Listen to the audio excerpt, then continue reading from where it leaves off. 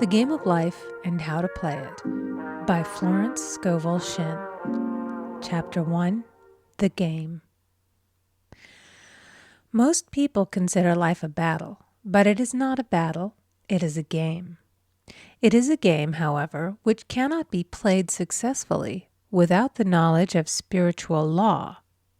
And the Old and the New Testaments give the rules of the game with wonderful clearness.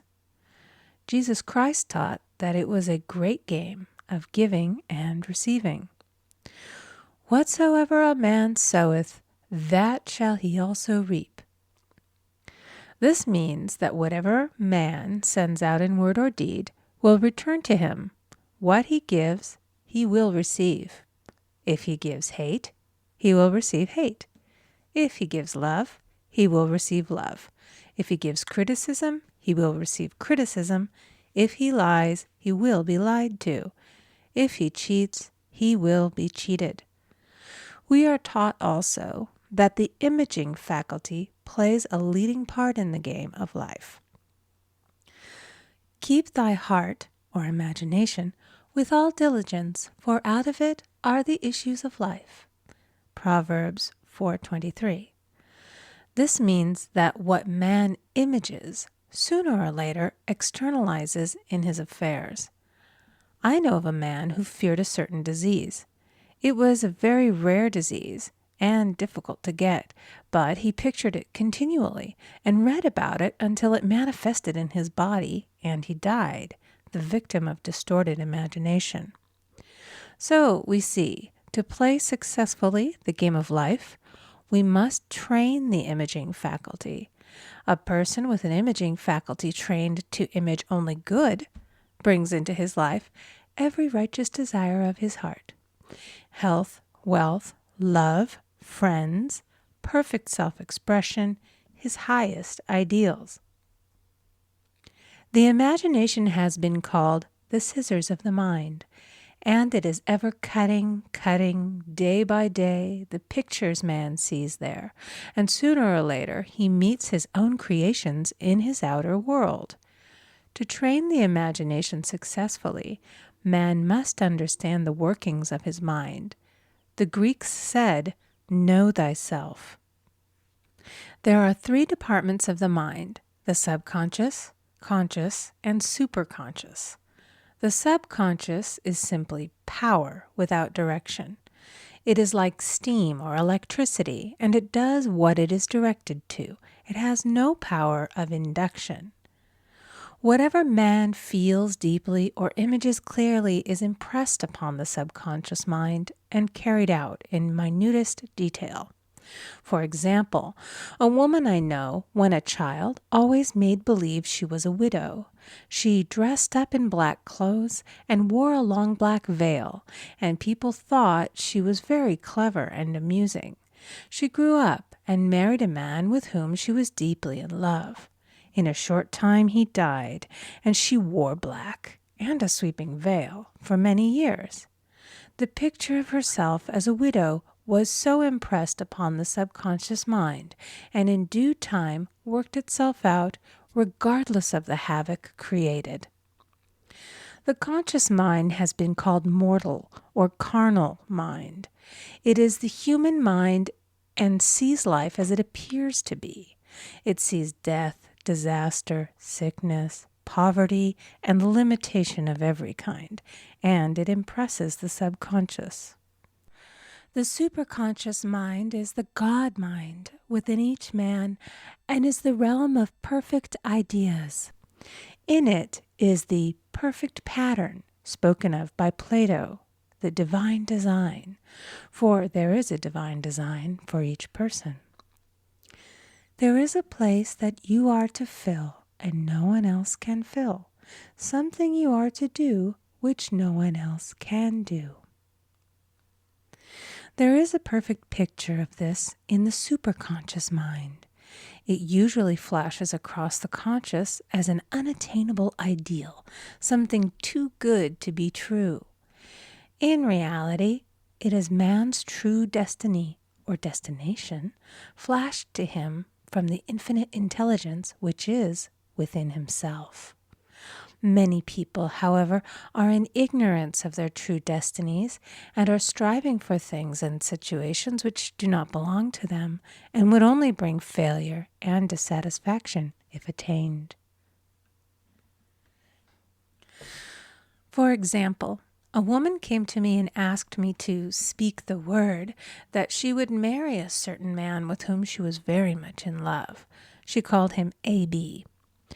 I replied that this would be a violation of spiritual law, but that I would speak the word for the right man, the divine selection, the man who belonged to her by divine right. I added, if A.B. is the right man, you can't lose him, and if he isn't, you will receive his equivalent. She saw A.B. frequently, but no headway was made in their friendship. One evening she called and said, "Do you know, for the last week, A.B. hasn't seemed so wonderful to me." I replied, "Maybe he is not the divine selection. Another man may be the right one." Soon after that, she met another man who fell in love with her at once and who said she was his ideal.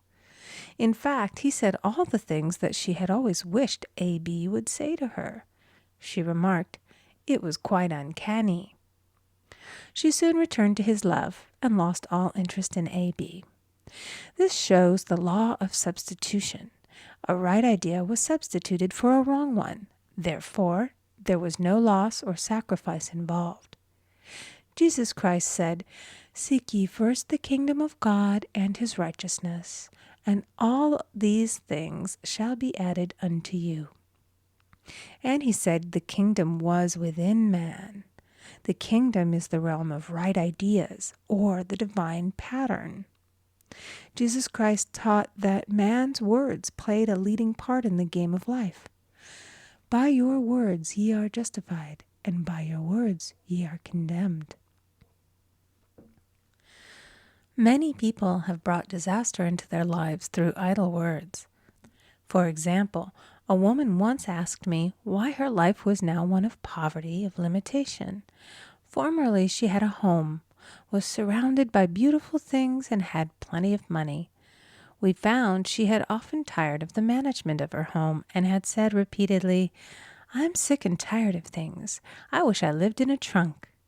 And she added, "Today I am living in that trunk." She had spoken herself into a trunk. The subconscious mind has no sense of humor, and people often joke themselves into unhappy experiences. For example, a woman who had a great deal of money joked continually about getting ready for the poorhouse. In a few years, she was almost destitute, having impressed the subconscious mind with a picture of lack and limitation. Fortunately, the law works both ways, and a situation of lack may be changed to one of plenty. For example, a woman came to me one hot summer's day for a treatment for prosperity. She was worn out, dejected, and discouraged. She said she possessed just $8 in the world. I said, "Good. We'll bless the $8 and multiply them as Jesus Christ multiplied the loaves and the fishes." For he taught that every man had the power to bless and to multiply, to heal and to prosper. She said, "What shall I do next?" I replied, "Follow intuition. Have you a hunch to do anything or to go anywhere?" Intuition means intuition, or to be taught from within. It is man's unerring guide, and I will deal more fully with its laws in a following chapter. The woman replied, "I don't know. I seem to have a hunch to go home. I've just enough money for car fare." Her home was in a distant city and was one of lack and limitation, and the reasoning mind, or intellect, would have said, "Stay in New York and get work and make some money." I replied, "Then go home. Never violate a hunch." I spoke the following words for her. "Infinite Spirit, open the way for great abundance for She is an irresistible magnet for all that belongs to her by divine right." I told her to repeat it continually also. She left for home immediately, and calling on a woman one day, she linked up with an old friend of her family. Through this friend, she received thousands of dollars in a most miraculous way. She has said to me often, "Tell people about the woman who came to you with $8 and a hunch." There is always plenty on man's pathway, but it can only be brought into manifestation through desire, faith, or the spoken word. Jesus Christ brought out clearly that man must make the first move. Ask, and it shall be given to you. Seek, and ye shall find. Knock, and it shall be opened unto you. Matthew 7:7. In the scriptures we read, "Concerning the works of my hands, command ye me." Infinite intelligence, God, is ever ready to carry out man's smallest or greatest demands. Every desire, uttered or unexpressed, is a demand. We are often startled by having a wish suddenly fulfilled. For example, one Easter, having seen many beautiful rose trees in the florist's windows, I wished I would receive one, and for an instant saw it mentally being carried in the door. Easter came, and with it a beautiful rose tree. I thanked my friend the following day and told her it was just what I had wanted. She replied, "I didn't send you a rose tree. I sent you lilies." The man had mixed the order and sent me a rose tree simply because I had started the law in action and I had to have a rose tree. Nothing stands between man and his highest ideals and every desire of his heart but doubt and fear. When man can wish without worrying, every desire will be instantly fulfilled. I will explain more fully in a following chapter the scientific reason for this and how fear must be erased from the consciousness. It is man's only enemy. Fear of lack, fear of failure, fear of sickness, fear of loss, and a feeling of insecurity on some plane. Jesus Christ said, "Why are ye fearful, O ye of little faith?" Matthew 8:26. So we can see we must substitute faith for fear is only inverted faith. It is faith in evil instead of good. The object of the game of life is to see clearly one's good and to obliterate all mental pictures of evil. This must be done by impressing the subconscious mind with a realization of good. A very brilliant man who has attained great success told me he had suddenly erased all fear from his consciousness by reading a sign which hung in a room. He saw printed in large letters this statement: "Why worry? It will probably never happen." These words were stamped indelibly upon his subconscious mind, and he now has a firm conviction that only good can come into his life, and therefore only good can manifest. In the following chapter, I will deal with the different methods of impressing the subconscious mind. It is man's faithful servant, but one must be careful to give it the right orders. Man has ever a silent listener at his side, his subconscious mind. Every thought, every word is impressed upon it and carried out in amazing detail. It is like a singer making a record on the sensitive disc of the phonographic plate. Every note and tone of the singer's voice is registered. If he coughs or hesitates, it is registered also. So let us break all the old bad records in the subconscious mind, the records of our lives which we do not wish to keep, and make new and beautiful ones. Speak these words aloud with power and conviction. I now smash and demolish by my spoken word every untrue record in my subconscious mind. They shall return to the dust heap of their native nothingness, for they came from my own vain imaginings. I now make my perfect records through the Christ within, the records of health, wealth, love, and perfect self-expression. This is the square of life, the game completed. In the following chapters, I will show how man can change his conditions by changing his words. Any man who does not know the power of the word is behind the times. Death and life are in the power of the tongue. Proverbs 18:21.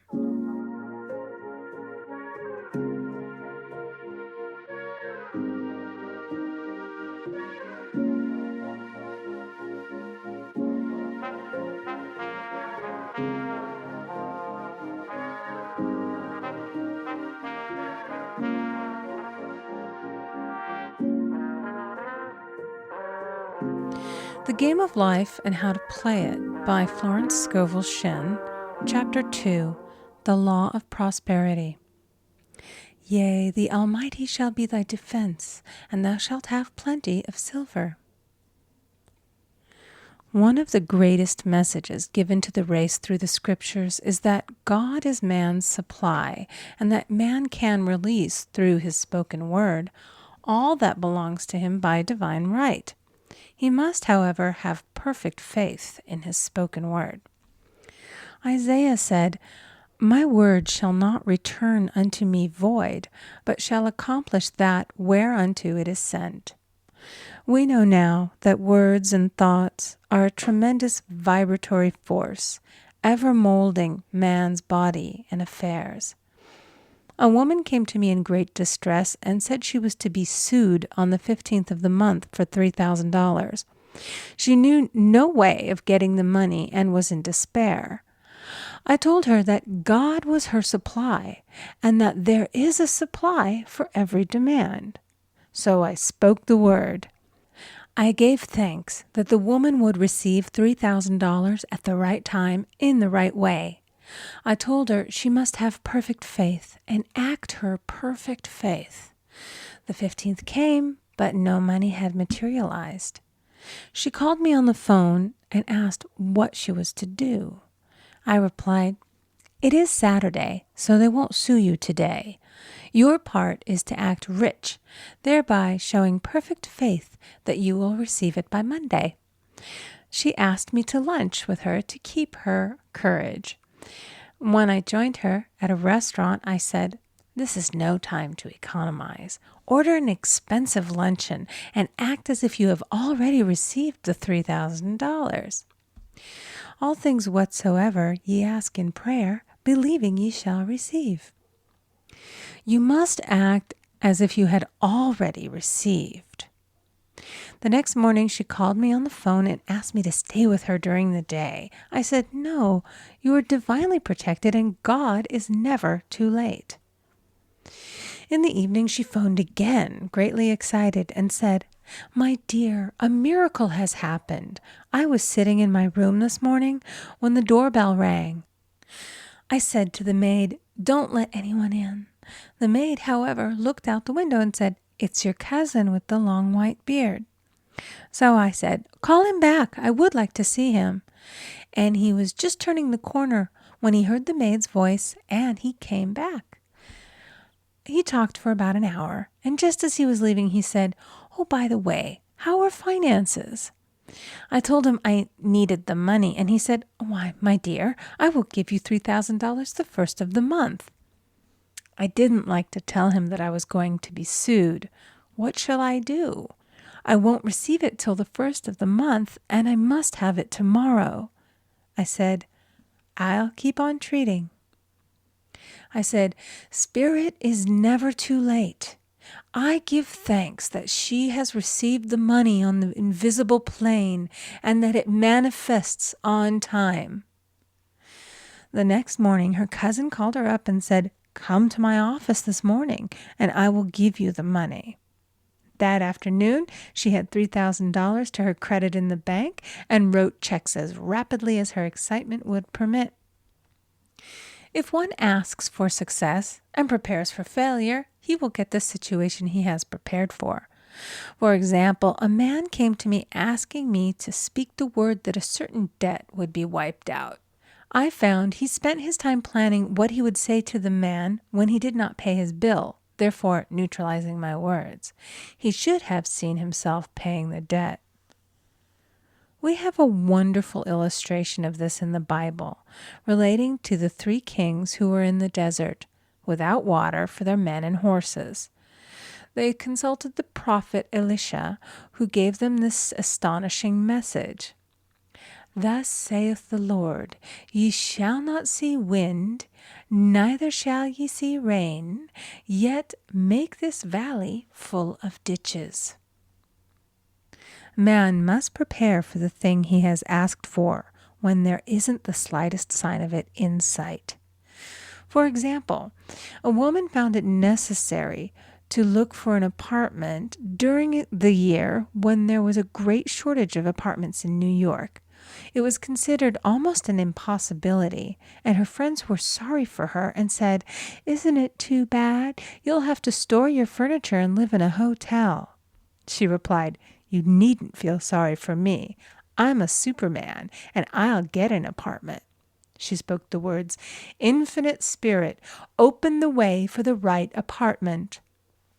She knew there was a supply for every demand, and that she was unconditioned, working on the spiritual plane, and that one with God is a majority. She had contemplated buying new blankets when the tempter, the adverse thought or reasoning mind, suggested, "Don't buy the blankets. Perhaps, after all, you won't get an apartment and you will have no use for them." Promptly she replied to herself, "I'll dig my ditches by buying the blankets." So she prepared for the apartment, acted as though she already had it.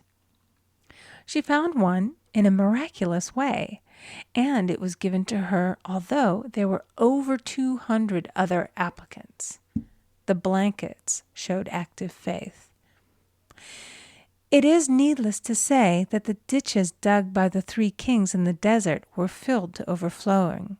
Read 2 Kings. Getting into the spiritual swing of things is no easy matter for the average person. The adverse thoughts of doubt and fear surge from the subconscious. They are the army of the aliens, which must be put to flight. This explains why it is so often darkest before the dawn. A big demonstration is usually preceded by tormenting thoughts. Having made a statement of high spiritual truth, one challenges the old beliefs in the subconscious, and error is exposed to be put out. This is the time when one must make his affirmations of truth repeatedly and rejoice and give thanks that he has already received. "Before ye call, I shall answer." This means that every good and perfect gift is already man's, awaiting his recognition. Man can only receive what he sees himself receiving. The children of Israel were told that they could have all the land they could see. This is true of every man. He has only the land within his own mental vision. Every great work, every big accomplishment has been brought into manifestation through holding to the vision. And often, just before the big achievement, comes apparent failure and discouragement.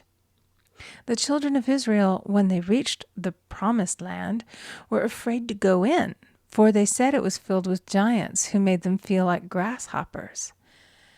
And there we saw the giants, and we were in our own sight as grasshoppers. This is almost every man's experience. However, the one who knows spiritual law is undisturbed by appearance and rejoices while he is yet in captivity. That is, he holds to his vision and gives thanks that the end is accomplished. He has received. Jesus Christ gave a wonderful example of this. He said to his disciples, "Say not ye, there are yet 4 months, and then cometh the harvest? Behold, I say unto you, lift up your eyes and look on the fields, for they are ripe already to harvest. His clear vision pierced the world of matter, and he saw clearly the fourth dimensional world, things as they really are, perfect and complete in divine mind. So man must ever hold the vision of his journey's end and demand the manifestation of that which he has already received. It may be his perfect health, love, supply, self-expression, home, or friends. They are all finished and perfect ideas registered in divine mind, man's own superconscious mind, and must come through him, not to him. For example, a man came to me asking for treatments for success. It was his imperative that he raise, within a certain time, $50,000 for his business. The time limit was almost up when he came to see me in despair. No one wanted to invest in his enterprise, and the bank had flatly refused a loan. I replied, I suppose you lost your temper while at the bank, therefore your power. You can control any situation if you first control yourself. Go back to the bank, I added, and I will treat. My treatment was, you are identified in love with the spirit of everyone connected with the bank. Let the divine idea come out of this situation. He replied, Woman, you are talking about an impossibility. Tomorrow is Saturday. The bank closes at 12, and my train won't get me there until 10, and the time limit is up tomorrow, and anyway, they won't do it. It's too late. I replied, God doesn't need any time and is never too late. With him, all things are possible. I added, I don't know anything about business, but I know all about God. He replied, it all sounds fine when I sit here listening to you, but when I go out, it's terrible. He lived in a distant city, and I did not hear from him for a week. Then came a letter. It read, You were right. I raised the money, and I will never again doubt the truth of all that you have told me. I saw him a few weeks later, and I said, What happened? You evidently had plenty of time after all. He replied, My train was late, and I got there just 15 minutes to 12. I walked into the bank quietly, and I said, I have come for the loan. And they gave it to me without a question. It was the last 15 minutes of the time allotted to him, and Infinite Spirit was not too late. In this instance, the man could never have demonstrated alone. He needed someone to help him hold the vision. This is what one man can do for another. Jesus Christ knew the truth of this when he said, If two of you shall agree on earth as touching anything that they shall ask, it shall be done for them of my Father which is in heaven.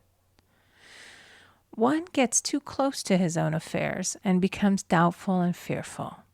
The friend or healer sees clearly the success, health, or prosperity and never wavers because he is not close to the situation.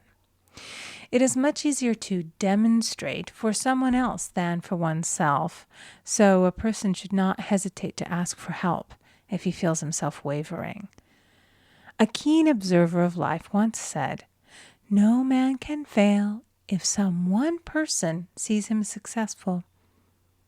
Such is the power of the vision, and many a great man has owed his success to a wife or a sister or a friend who believed in him and held without wavering to the perfect pattern.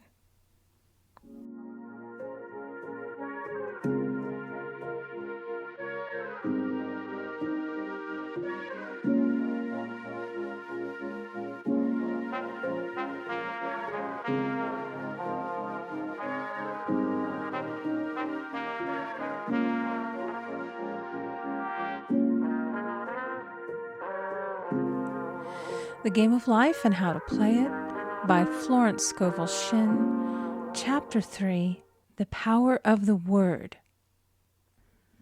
By thy words thou shalt be justified, and by thy words thou shalt be condemned. A person knowing the power of the word becomes very careful of his conversation. He has only to watch the reaction of his words to know that they do not return void. Through his spoken word, man is continually making laws for himself. I knew a man who said, "I always miss a car. It invariably pulls out just as I arrive." His daughter said, "I always catch a car. It's sure to come just as I get there." This occurred for years. Each had made a separate law for himself, one of failure, one of success. This is the psychology of superstitions. The horseshoe or rabbit's foot contains no power, but man's spoken word and belief that it will bring him good luck creates expectancy in the subconscious mind and attracts a lucky situation. I find, however, this will not work when a man has advanced spiritually and knows a higher law. One cannot turn back, and one must put away graven images. For example, 2 men in my class had had great success in business for several months, when suddenly everything went to smash. We tried to analyze the situation, and I found, instead of making their affirmations and looking to God for success and prosperity, they had each bought a lucky monkey. And I said, "Oh, I see. You have been trusting in the lucky monkeys instead of God. Put away the lucky monkeys and call on the law of forgiveness, for man has power to forgive or neutralize his mistakes." They decided to throw the lucky monkeys down a coal hole, and all went well again. This does not mean, however, that one should throw away every lucky ornament or horseshoe about the house, but he must recognize that the power back of it is the one and only power, God, and that the object simply gives him a feeling of expectancy. I was with a friend one day who was in deep despair. In crossing the street, she picked up a horseshoe. Immediately, she was filled with joy and hope. She said God had sent her the horseshoe in order to keep up her courage. It was indeed, at that moment, about the only thing that could have registered in her consciousness. Her hope became faith, and she ultimately made a wonderful demonstration. I wish to make the point clear that the men previously mentioned they were depending on the monkeys alone, while this woman recognized the power back of the horseshoe. I know in my own case it took a long while to get out of a belief that a certain thing brought disappointment. If the thing happened, disappointment invariably followed. I found the only way I could make a change in the subconscious was by asserting, there are not 2 powers, there is only one power, God. Therefore, there are no disappointments, and this means a happy surprise. I noticed a change at once, and happy surprises commenced coming my way. I have a friend who said nothing could induce her to walk under a ladder. I said, if you are afraid, you are giving into a belief in 2 powers, good and evil, instead of one.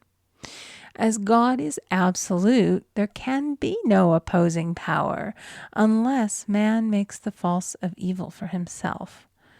To show you believe in only one power, God, and that there is no power or reality in evil, walk under the next ladder you see. Soon after, she went to her bank. She wished to open her box in the safety deposit vault, and there stood a ladder on her pathway. It was impossible to reach the box without passing under the ladder. She quailed with fear and turned back. She could not face the lion on her pathway. However, when she reached the street, my words rang in her ears, and she decided to turn and walk under it. It was a big moment in her life, for ladders had held her in bondage for years. She retraced her steps to the vault, and the ladder was no longer there. This so often happens. If one is willing to do a thing that he is afraid to do, he does not have to. It is the law of non-resistance, which is so little understood. Someone has said that courage contains genius and magic. Face a situation fearlessly, and there is no situation to face. It falls away of its own weight. The explanation is that fear attracted the ladder on the woman's pathway, and fearlessness removed it. Thus, the invisible forces are ever working for the man who is always pulling the strings himself, though he does not know it. Owing to the vibratory power of words, whatever man voices, he begins to attract. People who continually speak of disease invariably attract it. After man knows the truth, he cannot be too careful of his words. For example, I have a friend who often says on the phone, "Do come to see me and have a fine old-fashioned chat." This old-fashioned chat means an hour of about 500 to 1,000 destructive words, the principal topics being loss, lack, failure, and sickness. I reply, "No, thank you. I've had enough old-fashioned chats in my life. They are too expensive, but I will be glad to have a new-fashioned chat and talk about what we want, not what we don't want." There is an old saying that man only dares to use his words for three purposes: to heal, bless, or prosper. What man says of others will be said of him, and what he wishes for another he is wishing for himself. Curses like chickens come home to roost. If a man wishes someone bad luck, he is sure to attract bad luck himself. If he wishes to aid someone to success, he is wishing and aiding himself to success. The body may be renewed and transformed through the spoken word and clear vision, and disease be completely wiped out of the consciousness. The metaphysician knows that all disease has a mental correspondence, and in order to heal the body, one must first heal the soul. The soul is the subconscious mind, and it must be saved from wrong thinking. In the 23rd Psalm we read, "He restoreth my soul." This means that the subconscious mind or soul must be restored with the right ideas, and the mystical marriage is the marriage of the soul and the spirit, or the subconscious and superconscious mind. They must be one. When the subconscious is flooded with the perfect ideas of the superconscious, God and man are one. I and the Father are one. That is, he is one with the realm of perfect ideas. He is the man made in God's likeness and image, imagination, and is given power and dominion over all created things, his mind, body, and affairs. It is safe to say that all sickness and unhappiness come from the violation of the law of love. A new commandment I give unto you, love one another. And in the game of life, love or goodwill takes every trick. For example, a woman I know had for years an appearance of a terrible skin disease. The doctors told her it was incurable and she was in despair. She was on the stage and she feared she would soon have to give up her profession, and she had no other means of support. She, however, procured a good engagement and on the opening night made a great hit. She received flattering notices from the critics and was joyful and elated. The next day she received a notice of dismissal. A man in the cast had been jealous of her success and had caused her to be sent away. She felt hatred and resentment taking complete possession of her, and she cried out, "Oh God, don't let me hate that man." That night she worked for hours in the silence. She said, "I soon came into a very deep silence. I seemed to be at peace with myself, with the man, and with the whole world. I continued this for 2 following nights, and on the 3rd day, I found I was healed completely of the skin disease." In asking for love or goodwill, she had fulfilled the law, for love is the fulfilling of the law. and the disease, which came from the subconscious resentment, was wiped out. Continual criticism produces rheumatism, as critical, inharmonious thoughts cause unnatural deposits in the blood which settle in the joints. False growths are caused by jealousy, hatred, unforgiveness, fear, etc. Every disease is caused by a mind not at ease. I said once in my class, there is no use asking anyone, "What's the matter with you?" We might as well just say, "Who's the matter with you?" Unforgiveness is the most prolific cause of disease. It will harden arteries or liver and affect the eyesight. In its train are endless ills. I called on a woman one day who said she was ill from having eaten a poisoned oyster. I replied, "Oh no, the oyster was harmless. You poisoned the oyster. What's the matter with you?" She answered, "Oh, about 19 people." She had quarreled with 19 people and had become so inharmonious that she attracted the wrong oyster. Any inharmony on the external indicates there is mental inharmony. As the within, so the without. Man's only enemies are within himself, and a man's foes shall be they of his own household. Personality is one of the last enemies to be overcome, as this planet is taking its initiation in love.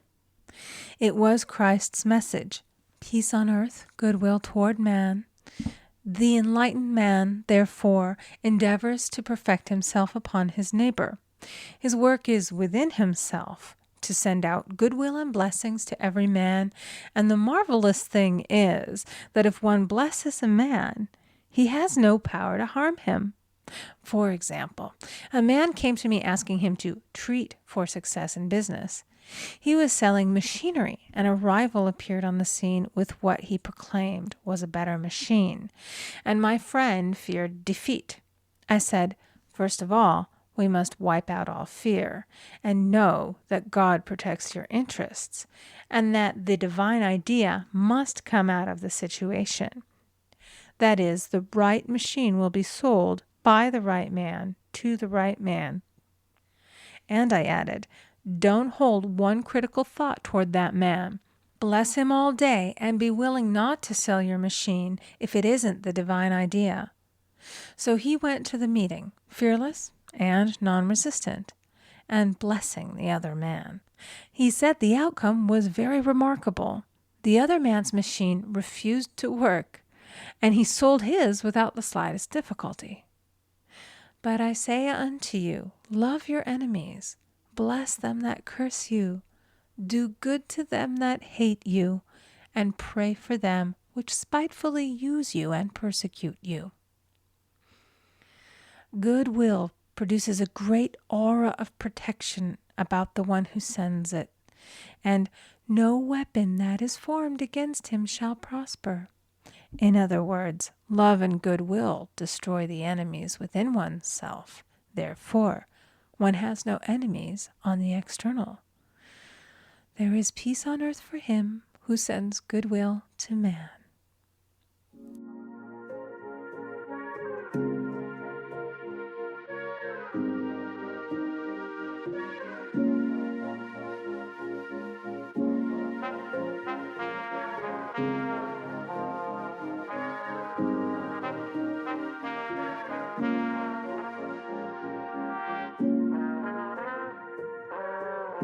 The Game of Life and How to Play It by Florence Scovel Shinn.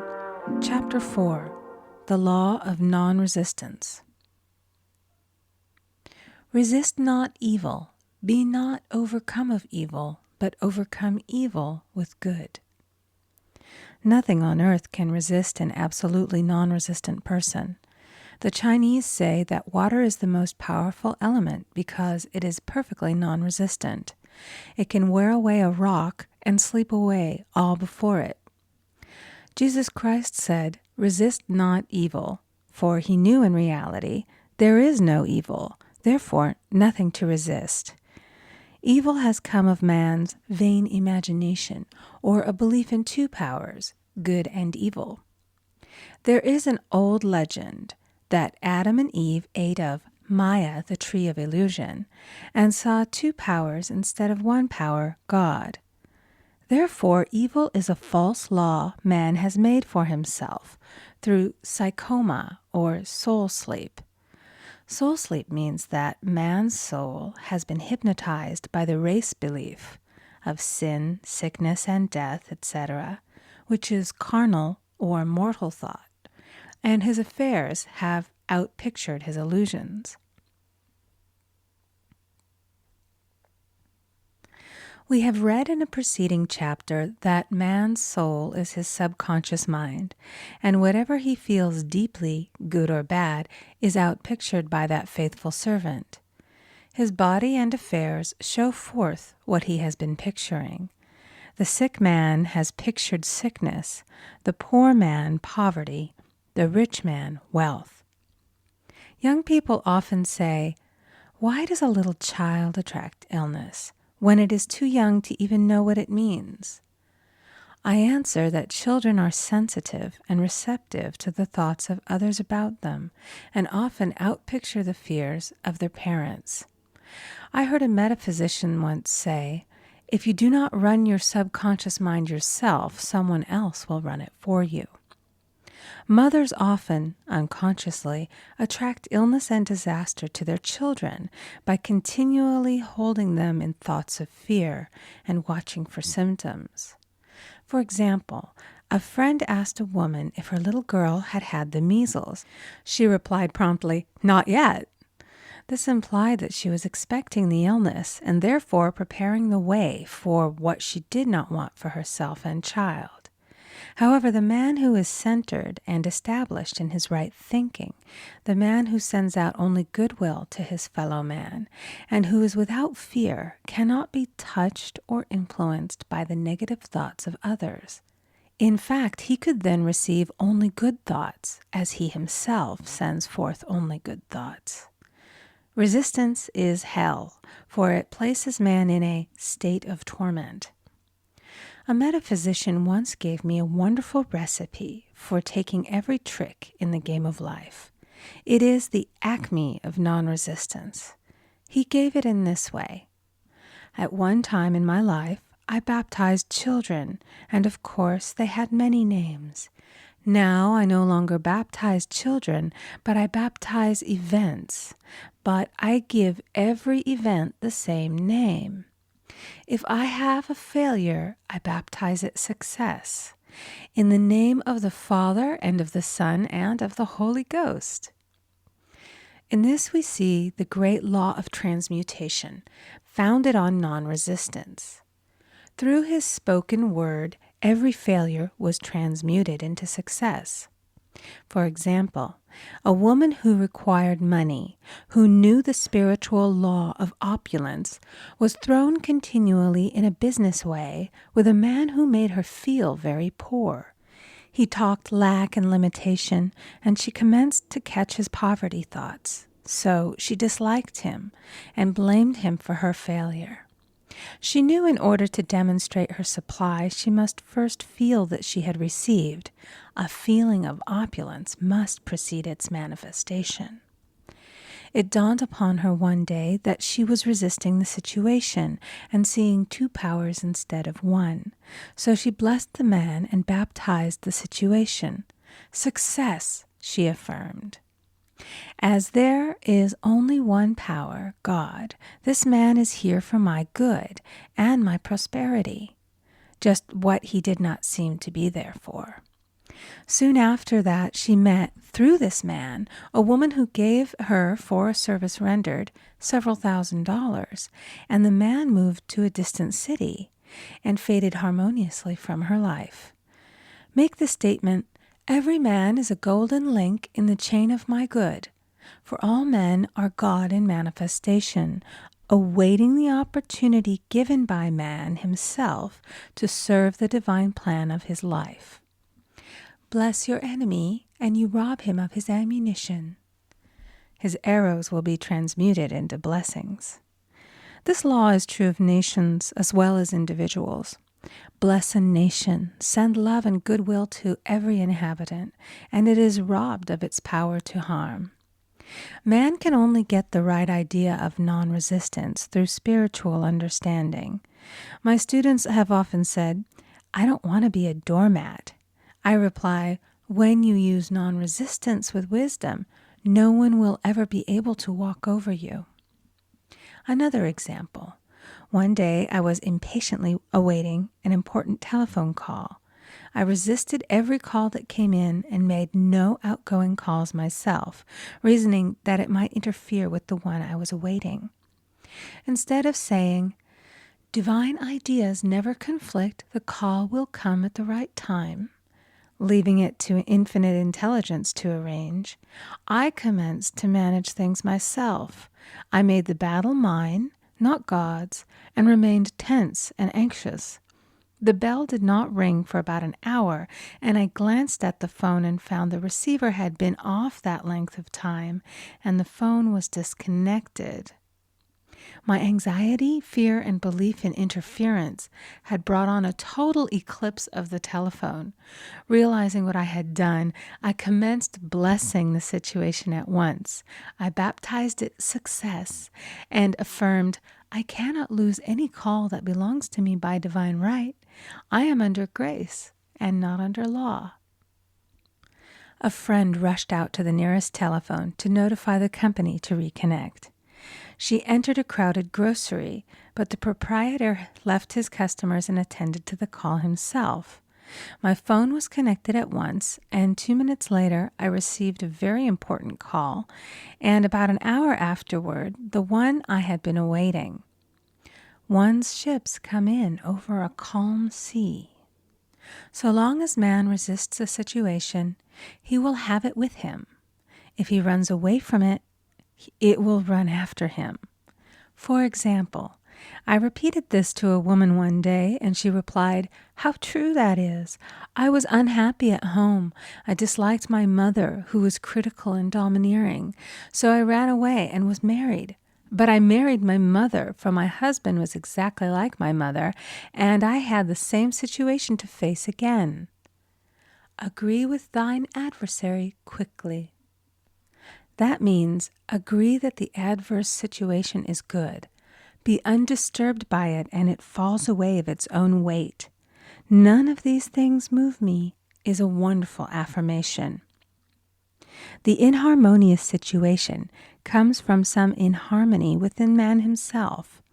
When there is in him no emotional response to an inharmonious situation, it fades away forever from his pathway. So we see man's work is ever with himself. People have said to me, "Give treatments to change my husband or my brother." I reply, "No, I will give treatments to change you. When you change, your husband and your brother will change." One of my students was in the habit of lying. I told her it was a failure method, and if she lied, she would be lied to. She replied, "I don't care. I can't possibly get along without lying." One day she was speaking on the phone to a man with whom she was very much in love. She turned to me and said, "I don't trust him. I know he's lying to me."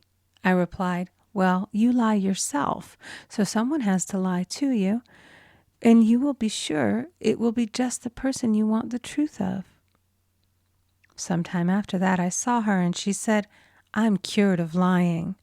I questioned, "What cured you?" She replied, "I've been living with a woman who lied worse than I did." One is often cured of his faults by seeing them in others. Life is a mirror, and we find only ourselves reflected in our associates. Living in the past is a failure method and a violation of spiritual law. Jesus Christ said, "Behold, now is the accepted time. Now is the day of salvation." Lot's wife looked back and was turned into a pillar of salt. The robbers of time are the past and the future. Man should bless the past and forget it, if it keeps him in bondage, and bless the future, knowing it has in store for him endless joys. But live fully in the now. For example, a woman came to me complaining that she had no money with which to buy Christmas gifts. She said, "Last year was so different. I had plenty of money and gave lovely presents, and this year I scarcely have a cent." I replied, "You will never demonstrate money while you are pathetic and live in the past. Live fully in the now and get ready to give Christmas presents. Dig your ditches and the money will come." She exclaimed, "I know what to do. I'll buy some tinsel, twine, Christmas seals, and wrapping paper." I replied, "Do that, and the presents will come and stick themselves to the Christmas seals." This, too, was showing financial fearlessness and faith in God, as the reasoning mind said, "Keep every cent you have, as you are not sure you will get any more." She bought her seals, paper, and twine, and a few days before Christmas received a gift of several $100s. Buying the seals and twine had impressed the subconscious with expectancy and opened the way for the manifestation of the money. She purchased all the presents in plenty of time. Man must live suspended in the moment. Look well, therefore, to this day. Such is the salutation of the dawn. He must be spiritually alert, ever waiting his leads, taking advantage of every opportunity. One day I said continually, silently, "Infinite Spirit, don't let me miss a trick." And something very important was told to me that evening. It is most necessary to begin the day with the right words. Make an affirmation immediately upon waking. For example, "Thy will be done this day. Today is a day of completion. I give thanks for this perfect day. Miracle shall follow miracle, and wonders shall never cease." Make this a habit, and one will see wonders and miracles come into his life. One morning I picked up a book and read, "Look with wonder at that which is before you." It seemed to be my message for the day, so I repeated it again and again. Look with wonder at that which is before you.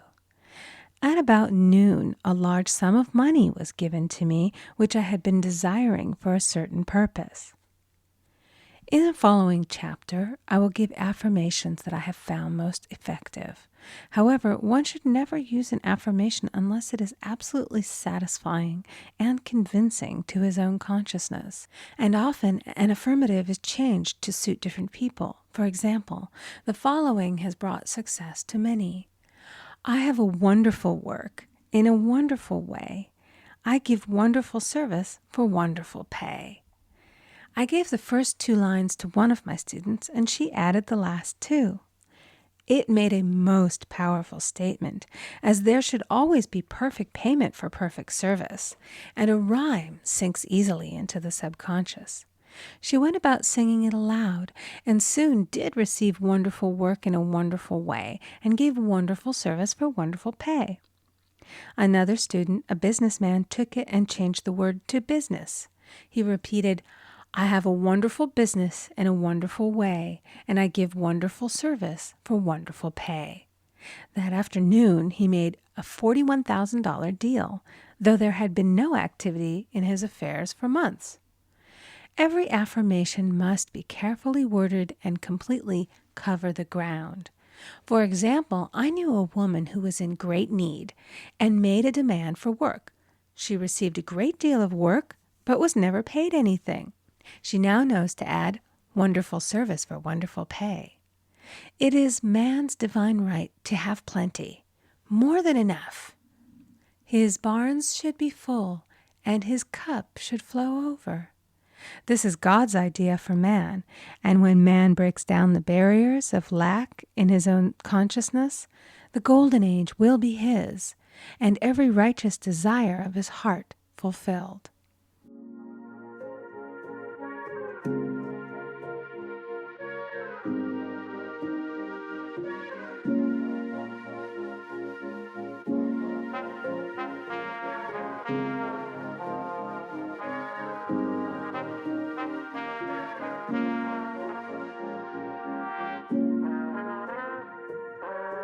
The Game of Life and How to Play It by Florence Scovel Shinn. Chapter 5, The Law of Karma and the Law of Forgiveness. Man receives only that which he gives. The game of life is a game of boomerangs. Man's thoughts, deeds, and words return to him sooner or later with astounding accuracy.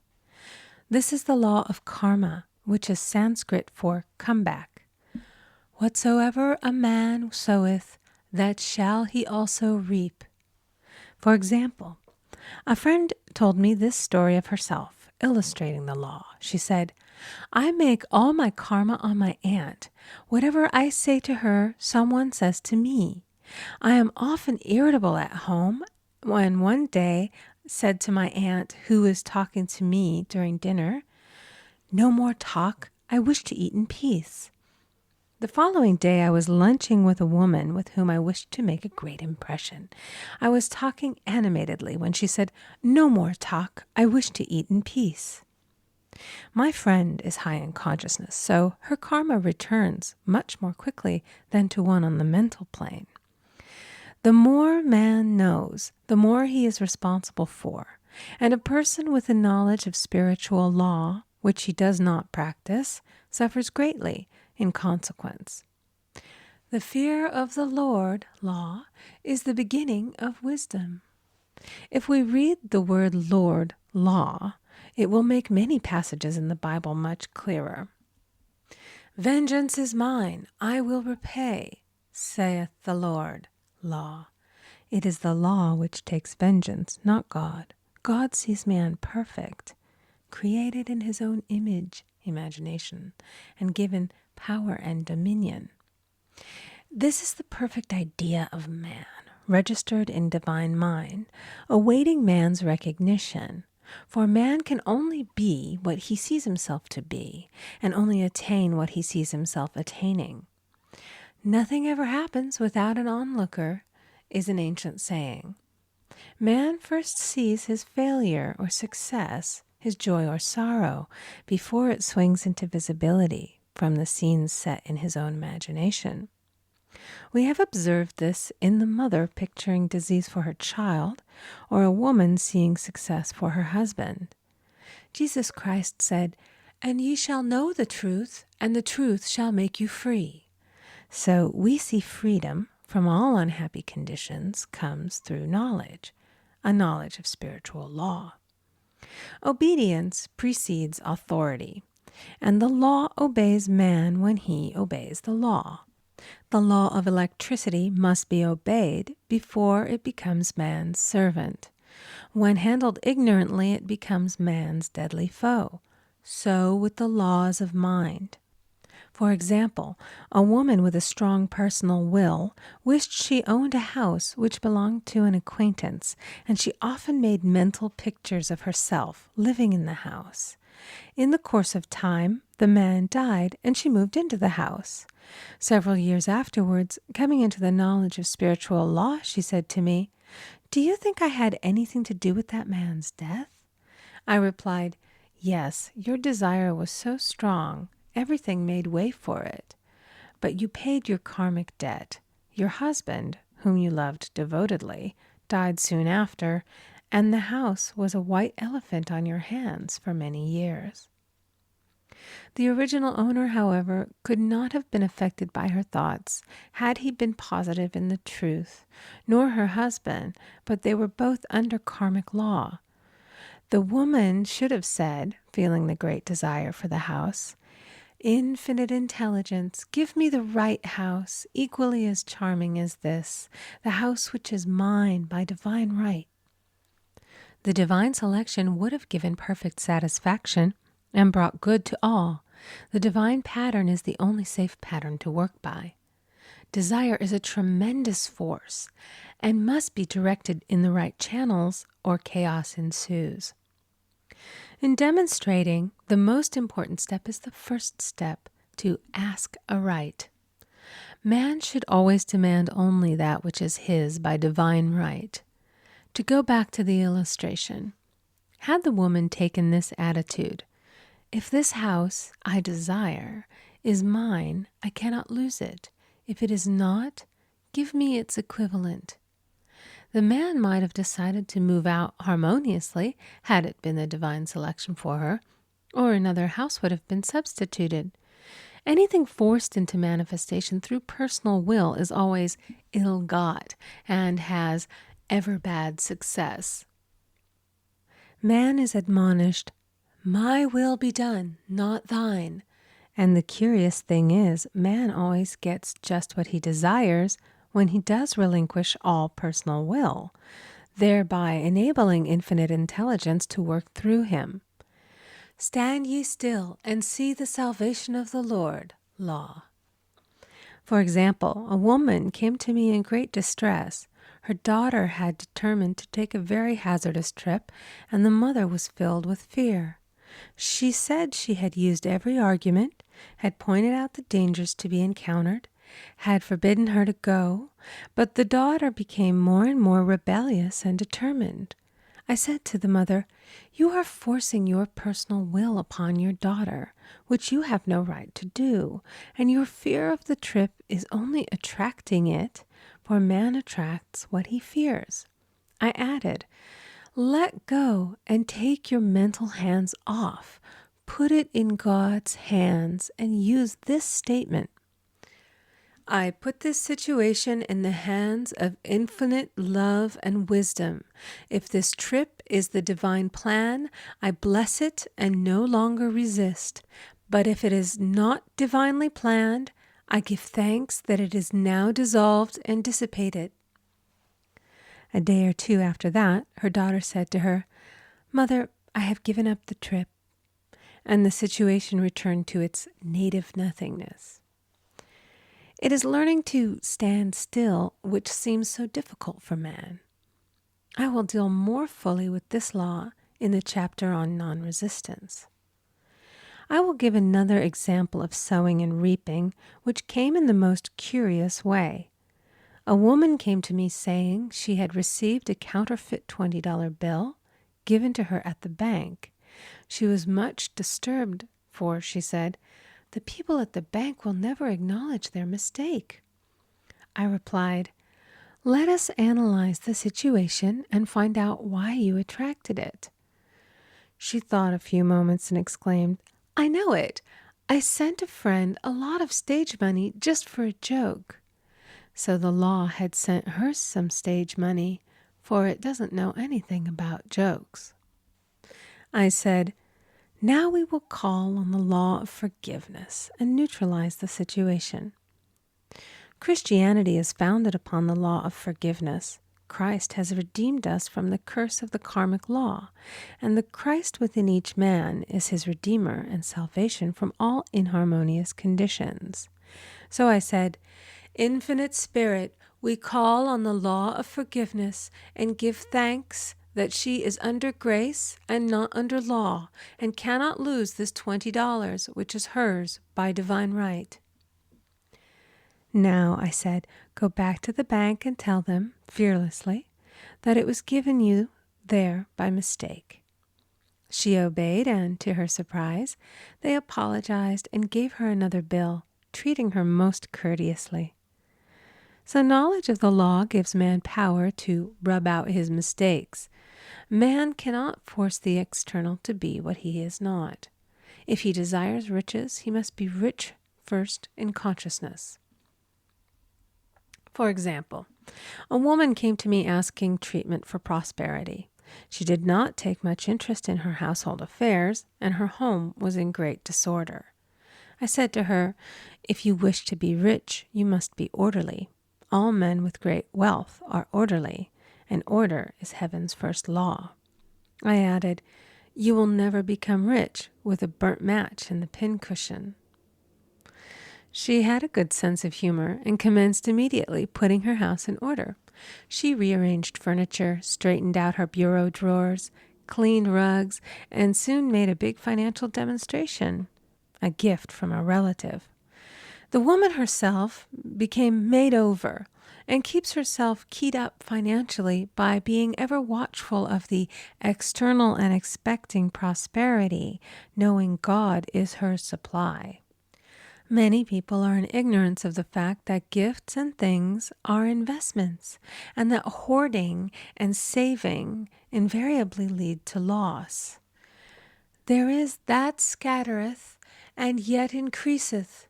There is that withholdeth more than is meet, but it tendeth to poverty. For example, I knew a man who wanted to buy a fur-lined overcoat. He and his wife went to various shops, but there was none he wanted. He said they were all too cheap-looking. At last he was shown one the salesman said was valued at $1,000, but which the manager would sell him for $500, as it was late in the season. His financial possessions amounted to about $700.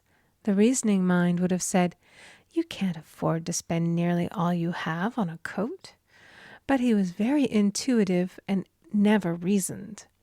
He turned to his wife and said, "If I get this coat, I'll make a ton of money." So his wife consented, weakly. About a month later, he received a $10,000 commission. The coat made him feel so rich, it linked him with success and prosperity. Without the coat, he would not have received the commission.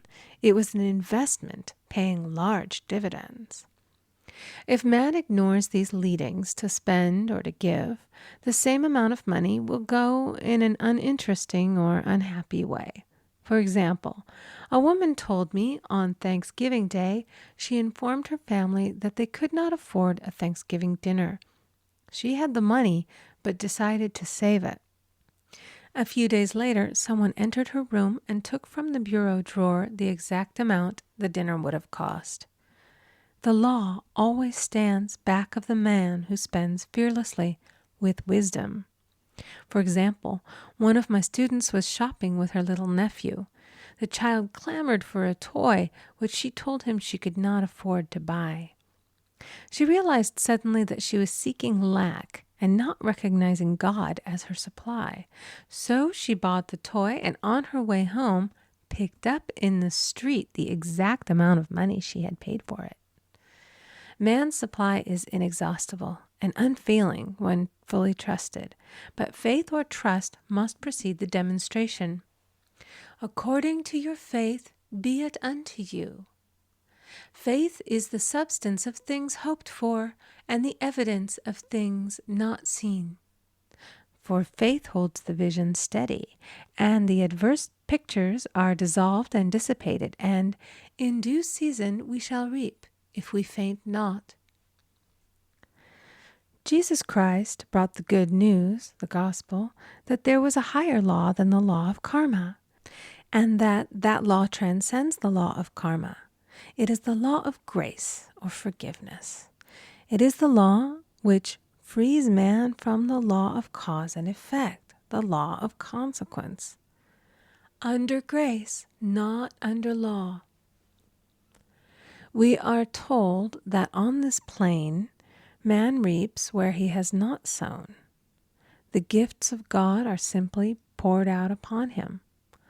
All that the kingdom affords is his. This continued state of bliss awaits the man who has overcome the race or world thought. In the world thought there is tribulation, but as Jesus Christ said, "Be of good cheer, I have overcome the world." The world thought is that of sin, sickness, and death. He saw their absolute unreality and said, "Sickness and sorrow shall pass away, and death itself, the last enemy, be overcome." We now know, from a scientific standpoint, that death could be overcome by stamping the subconscious mind with the conviction of eternal youth and eternal life. The subconscious, being simply power without direction, carries out orders without questioning. Working under the direction of the superconscious, the Christ or God within man, the resurrection of the body would be accomplished. Man would no longer throw off his body in death. It would be transformed into the body electric, sung by Walt Whitman, for Christianity is founded upon the forgiveness of sins and an empty tomb.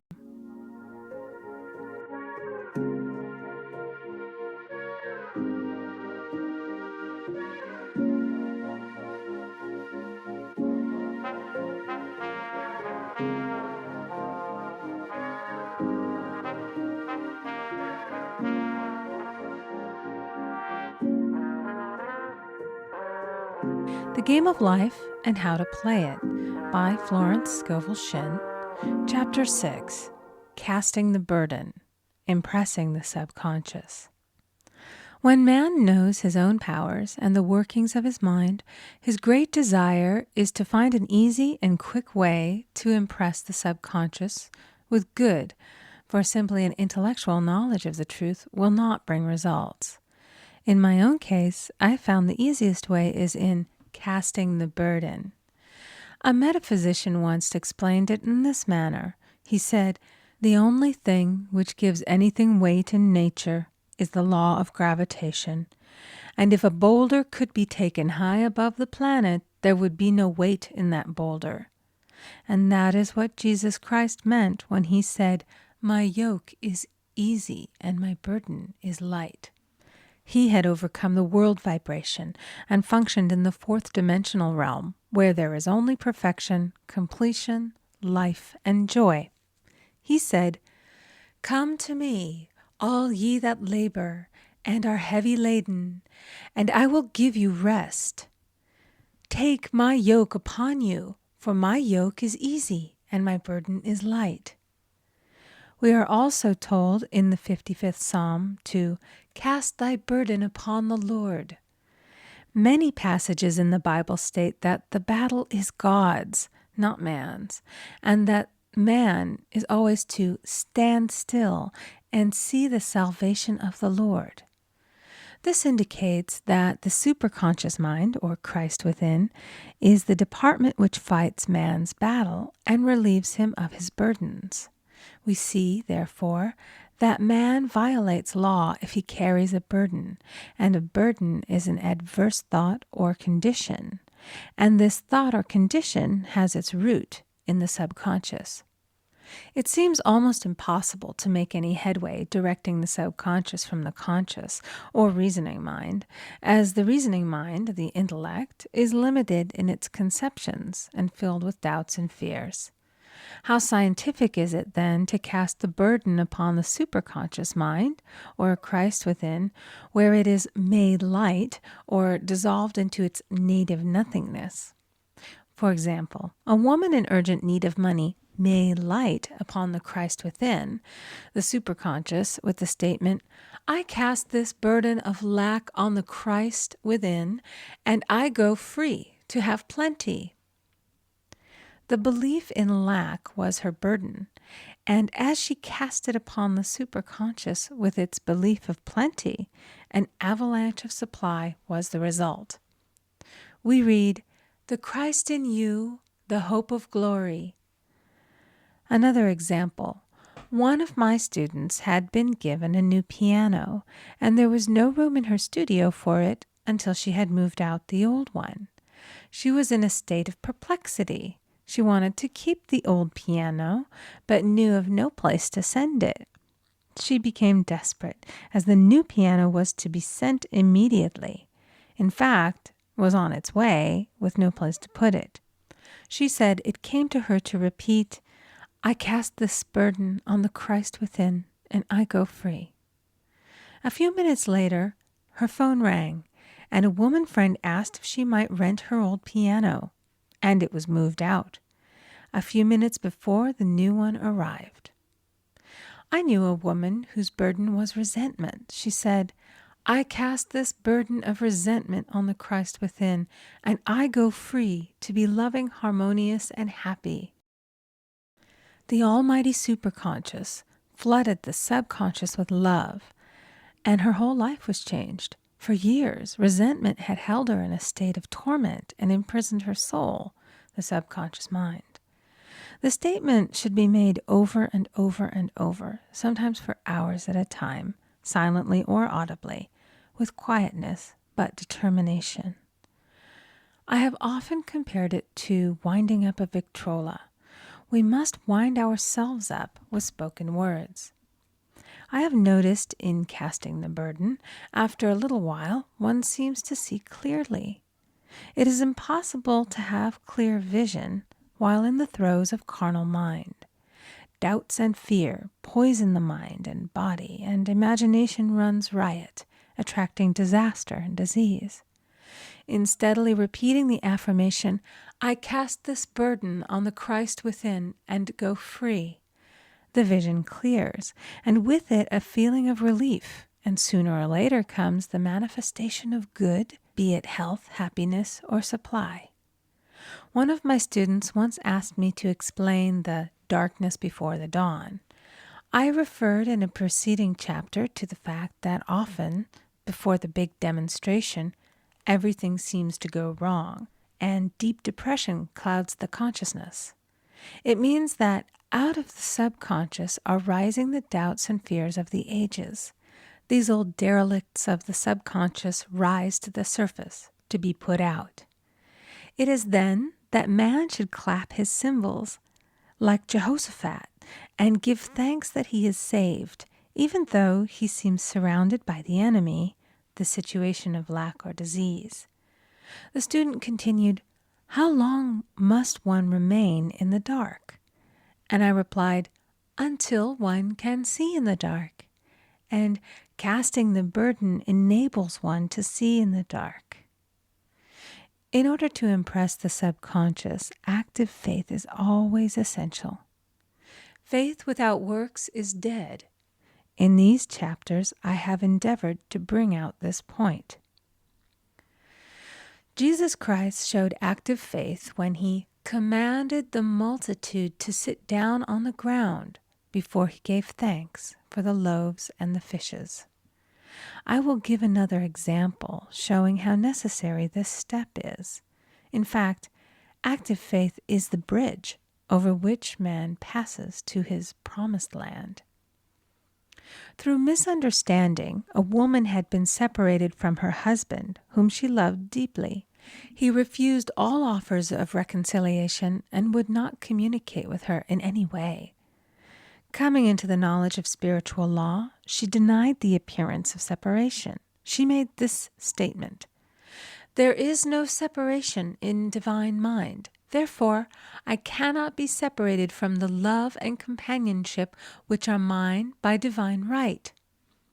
She showed active faith by arranging a place for him at the table every day, thereby impressing the subconscious with a picture of his return. Over a year passed, but she never wavered, and one day he walked in. The subconscious is often impressed through music. Music has a fourth dimensional quality and releases the soul from imprisonment. It makes wonderful things seem possible and easy of accomplishment. I have a friend who uses her Victrola daily for this purpose. It puts her in perfect harmony and releases the imagination. Another woman often dances while making her affirmations. The rhythm and harmony of music and motion carry her words forth with tremendous power. The student must remember also not to despise the day of small things. Invariably, before a demonstration come signs of land. Before Columbus reached America, he saw birds and twigs, which showed him land was near.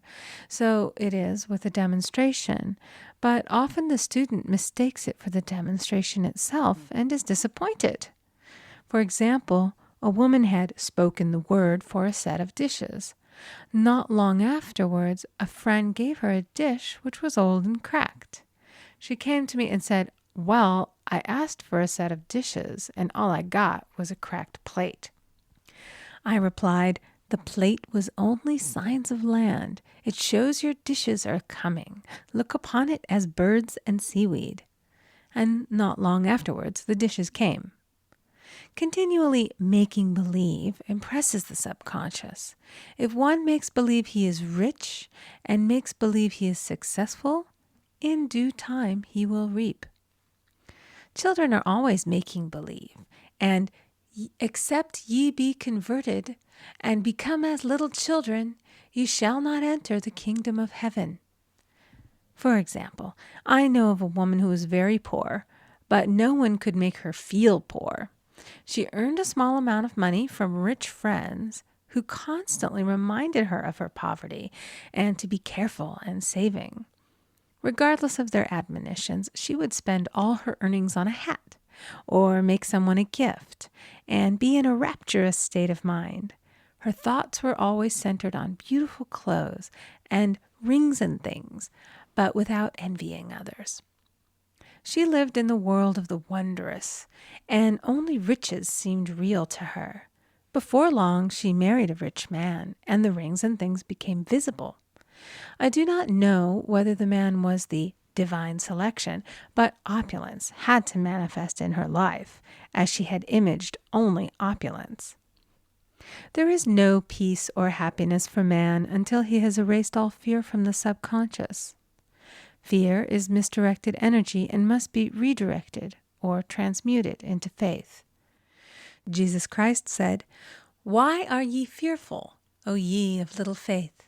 All things are possible to him that believeth." I am asked so often by my students, "How can I get rid of fear?" I replied, "By walking up to the thing you are afraid of."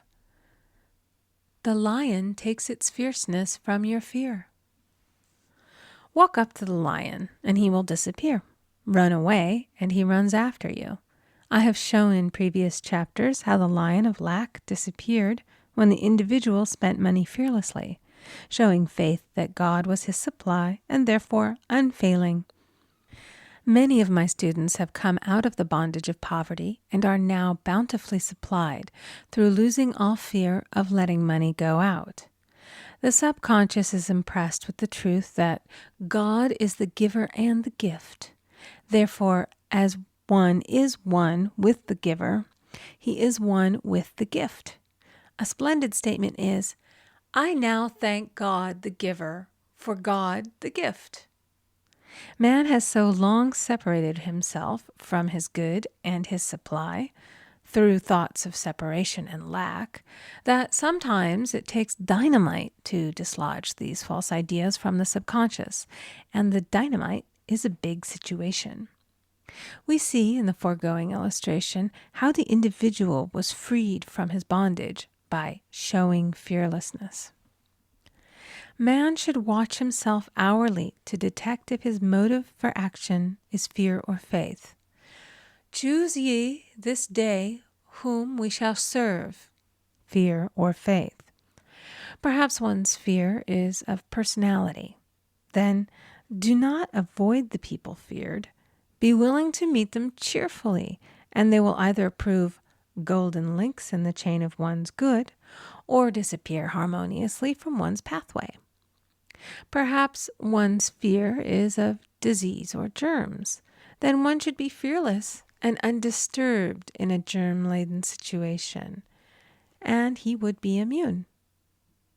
One can only contract germs while vibrating at the same rate as the germ, and fear drags men down to the level of the germ.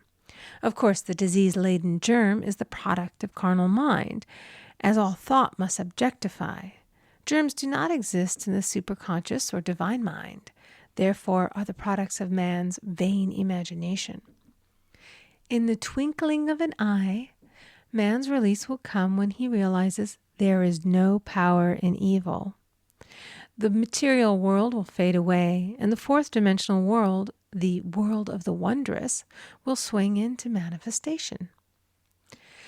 "And I saw a new heaven and a new earth, and there shall be no more death, neither sorrow nor crying, neither shall there be any more pain, for the former things are passed away."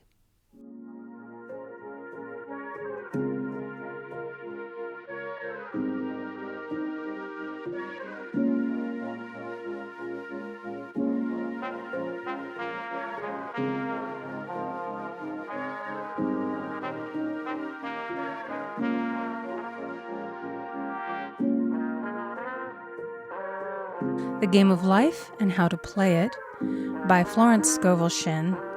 Chapter 7, Love. Every man on this planet is taking his initiation in love. A new commandment I give unto you, that ye love one another.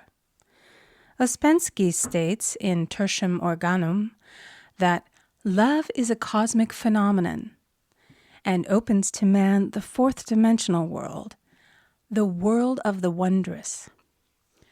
Real love is selfish and free from fear. It pours itself out upon the object of its affection without demanding any return. Its joy is in the joy of giving.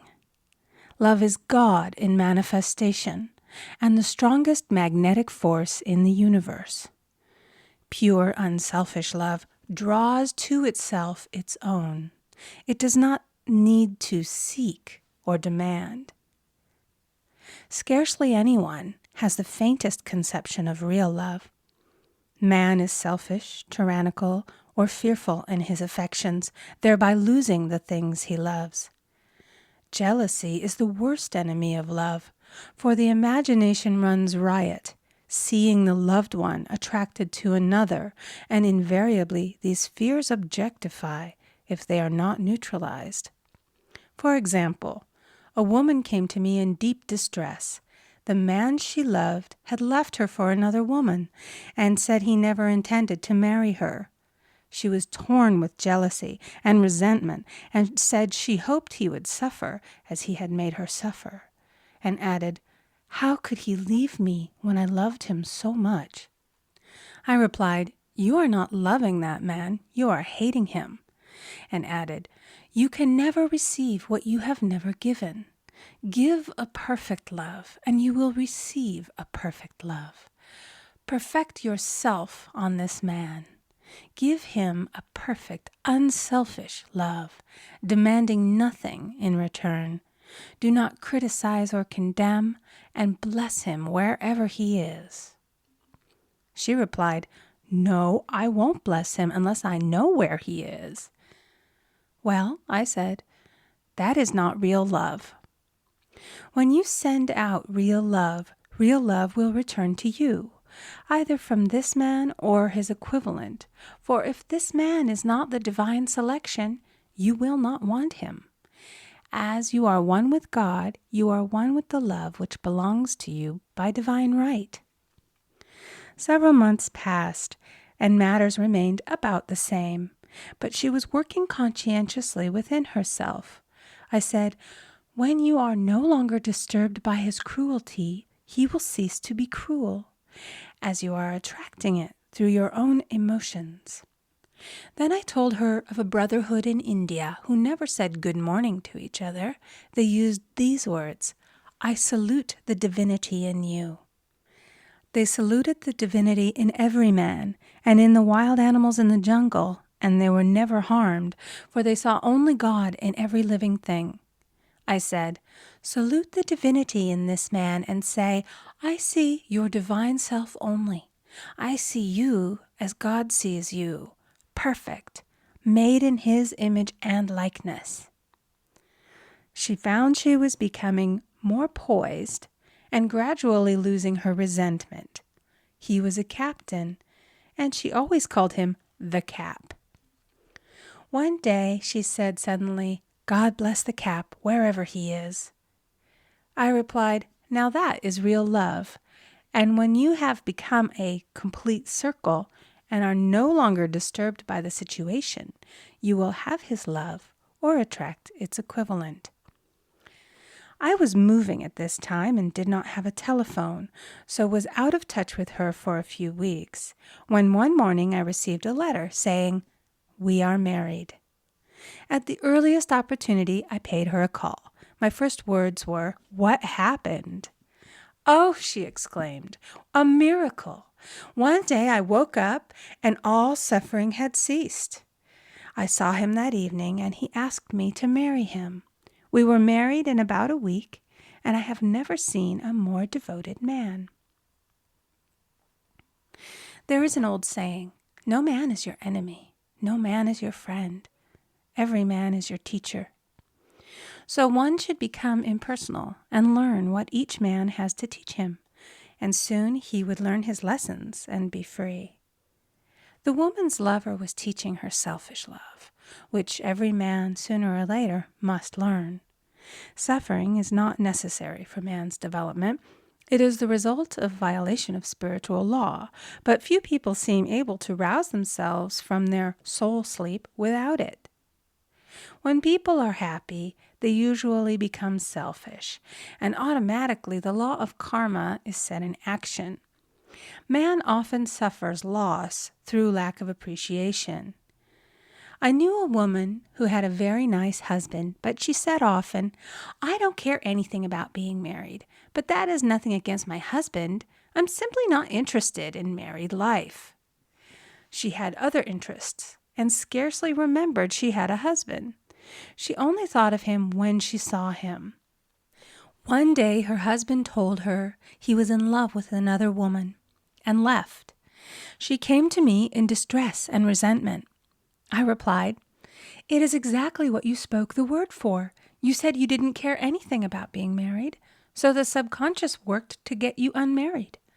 She said, "Oh yes, I see. People get what they want and then feel very much hurt." She soon became in perfect harmony with the situation and knew they were both much happier apart. When a woman becomes indifferent or critical and ceases to be an inspiration to her husband, he misses the stimulus of their early relationship and is restless and unhappy. A man came to me dejected, miserable, and poor. His wife was interested in the science of numbers and had had him read. It seems the report was not very favorable, for he said, "My wife says I'll never amount to anything because I am a 2. I replied, "I don't care what your number is. You are a perfect idea in divine mind, and we will demand the success and prosperity which are already planned for you by that infinite intelligence." Within a few weeks, he had a very fine position, and a year or two later, he achieved a brilliant success as a writer. No man is a success in business unless he loves his work. The picture the artist paints for love of his art is his greatest work. The potboiler is always something to live down. No man can attract money if he despises it. Many people are kept in poverty by saying, "Money means nothing to me. I have a contempt for people who have it." This is the reason so many artists are poor.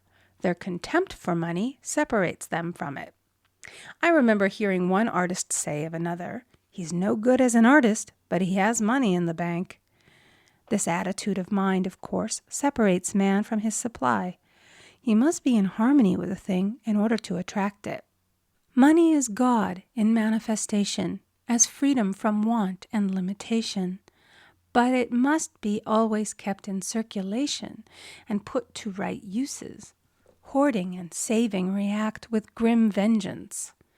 This does not mean that man should not have houses and lots, stocks and bonds, for "the barns of the righteous man shall be full."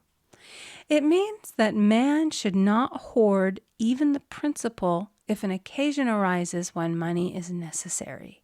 In letting it go out fearlessly and cheerfully, he opens the way for more to come in, for God is man's unfailing and unexhaustible supply. This is the spiritual attitude towards money, and the great bank of the universal never fails. We see an example of hoarding in the film production of Greed. The woman won $5,000 in a lottery, but would not spend it. She hoarded and saved, let her husband suffer and starve, and eventually she scrubbed floors for a living.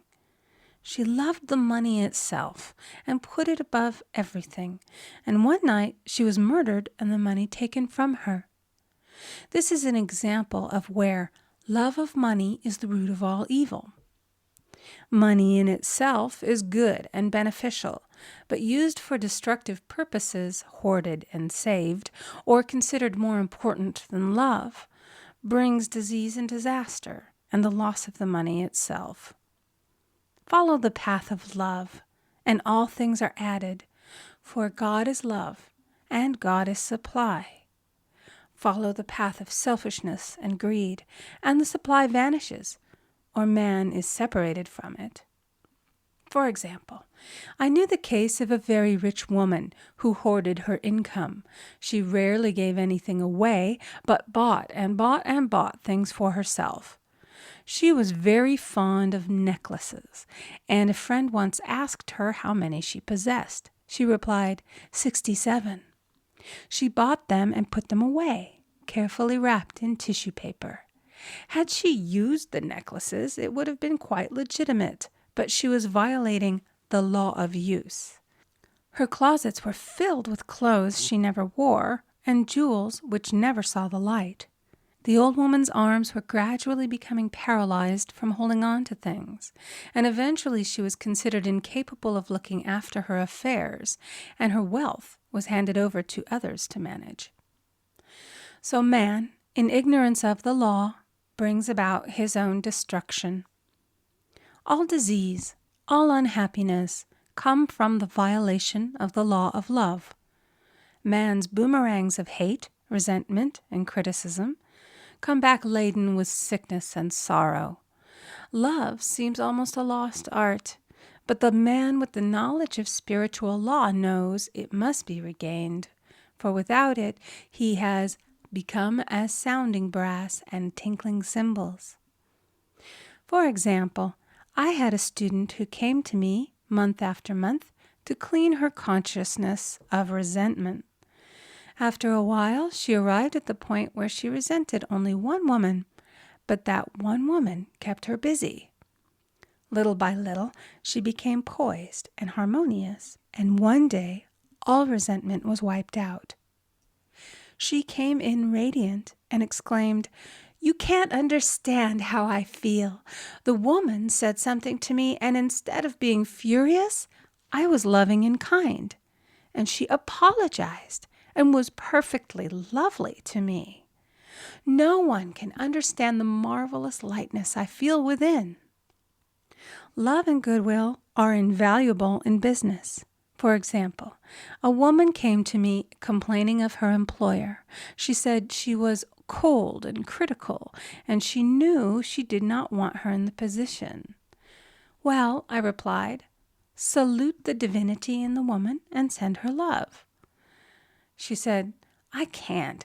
She's a marble woman." I answered, "You remember the story of the sculptor who asked for a certain piece of marble? He was asked why he wanted it, and he replied, 'Because there is an angel in the marble.' And out of it he produced a wonderful work of art." She said, "Very well, I'll try it."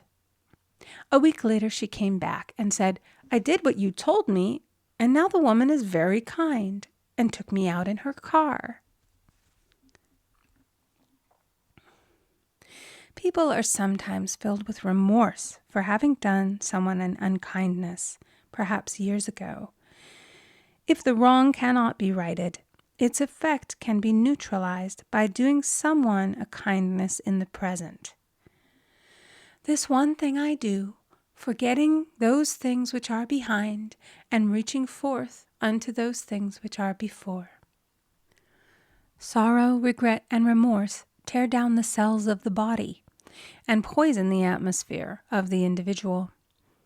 A woman said to me in deep sorrow, "Treat me to be happy and joyous, for my sorrow makes me so irritable with the members of my family that I keep making more karma."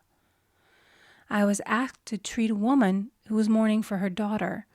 I denied all belief in loss and separation and affirmed that God was the woman's joy, love, and peace. The woman gained her poise at once, but sent word by her son not to treat any longer because she was so happy it wasn't respectable. So mortal mind loves to hang on to its griefs and regrets. I knew a woman who went about bragging of her troubles, so of course she always had something to brag about. The old idea was, if a woman did not worry about her children, she was not a good mother. Now we know that mother fear is responsible for many of the diseases and accidents which come into the lives of children. For fear pictures vividly the disease or situation feared, and these pictures objectify if not neutralized. Happy is the mother who can say sincerely that she puts her child in God's hands and therefore knows that he is divinely protected. For example, a woman awoke suddenly in the night, feeling her brother was in great danger. Instead of giving in to her fears, she commenced making statements of truth, saying, "Man is a perfect idea in divine mind and is always in his right place. Therefore, my brother is in his right place and is divinely protected." The next day, she found that her brother had been in close proximity to an explosion in a mine, but had miraculously escaped. So man is his brother's keeper in thought, and every man should know that the thing he loves dwells in the secret place of the Most High and abides under the shadow of the Almighty. There shall no evil befall thee, neither shall any plague come nigh thy dwelling. Perfect love casteth out fear. He that feareth is not made perfect in love. And love is the fulfilling of the law.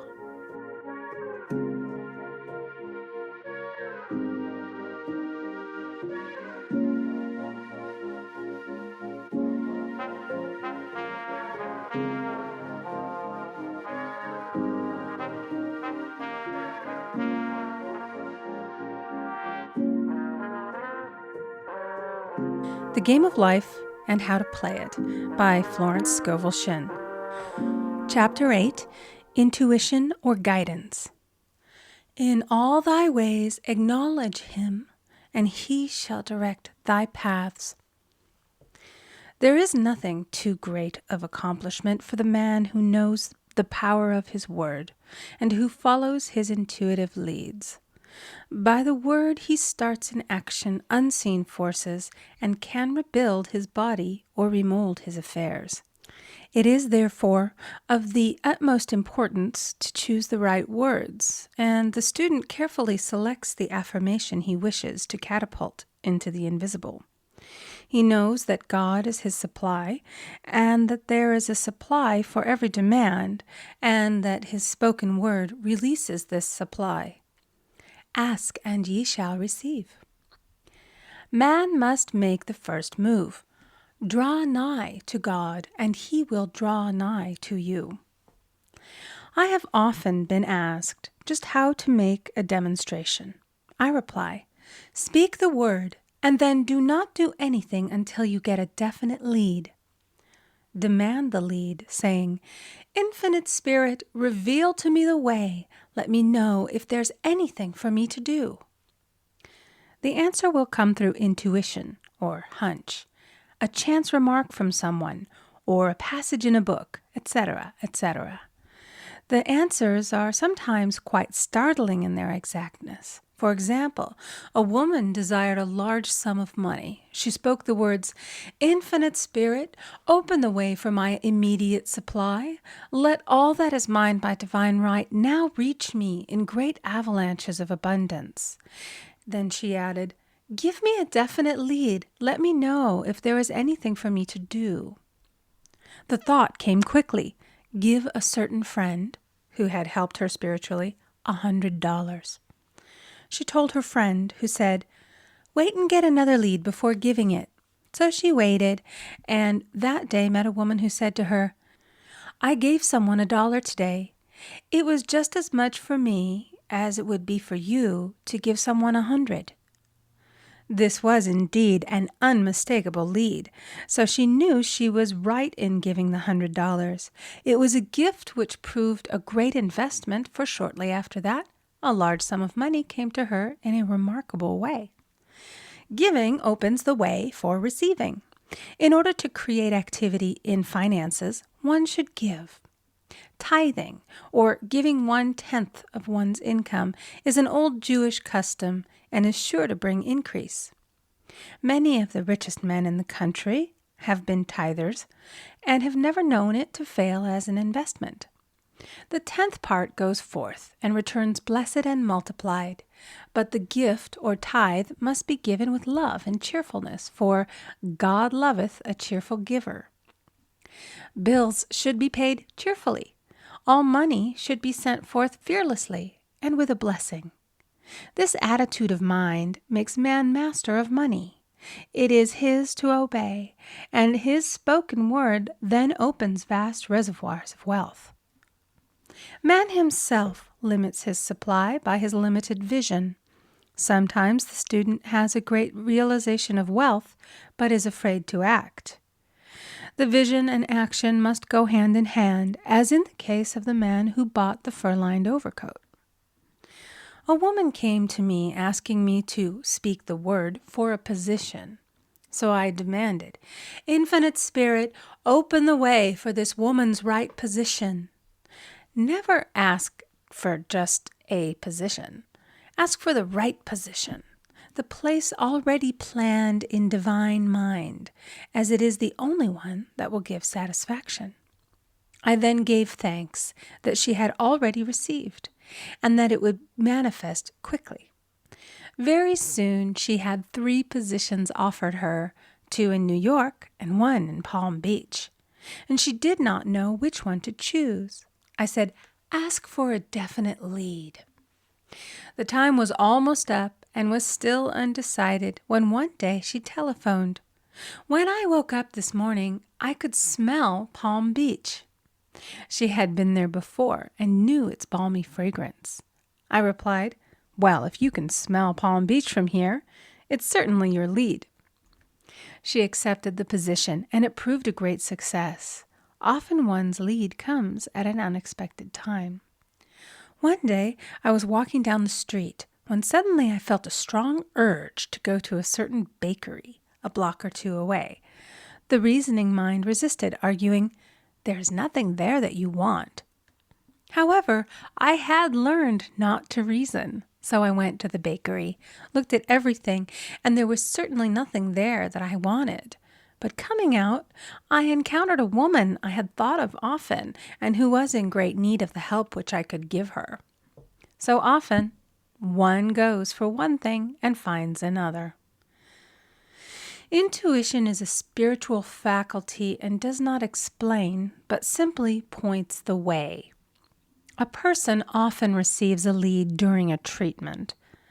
The idea that comes may seem quite irrelevant, but some of God's leadings are mysterious. In the class one day, I was treating that each individual would receive a definite lead. A woman came to me afterwards and said, "While you were treating, I got the hunch to take my furniture out of storage and get an apartment." The woman had come to be treated for health. I told her I knew in getting a home of her own, her health would improve. And I added, "I believe your trouble, which is a congestion, has come from having things stored away. Congestion of things causes congestion in the body. You have violated the law of use, and your body is paying the penalty." So I gave thanks that divine order was established in her mind, body, and affairs. People little dream of how their affairs react on the body. There is a mental correspondence for every disease. A person might receive instantaneous healing through the realization of his body being a perfect idea in divine mind, and therefore whole and perfect, but if he continues his destructive thinking, hoarding, hating, fearing, condemning, the disease will return. Jesus Christ knew that all sickness came from sin, but admonished the leper after the healing to go and sin no more, lest a worse thing come upon him. So man's soul, or subconscious mind, must be washed whiter than snow for permanent healing. And the metaphysician is always delving deep for the correspondence. Jesus Christ said, "Condemn not, lest ye also be condemned. Judge not, lest ye be judged." Many people have attracted disease and unhappiness through the condemnation of others. What man condemns in others, he attracts to himself. For example, a friend came to me in anger and distress because her husband had deserted her for another woman. She condemned the other woman and said continually, she knew he was a married man. She had no right to accept his attentions. I replied, stop condemning the woman. Bless her and be through with the situation. Otherwise, you are attracting the same thing to yourself. She was deaf to my words, and a year or two later became deeply interested in a married man herself. Man picks up a live wire whenever he criticizes or condemns, and may expect a shock. Indecision is a stumbling block in many a pathway. In order to overcome it, make the statement repeatedly, I am always under direct inspiration. I make right decisions quickly. These words impress the subconscious, and soon one finds himself awake and alert, making his right moves without hesitation. I have found it destructive to look to the psychic plane for guidance, as it is the plane of many minds and not the one mind.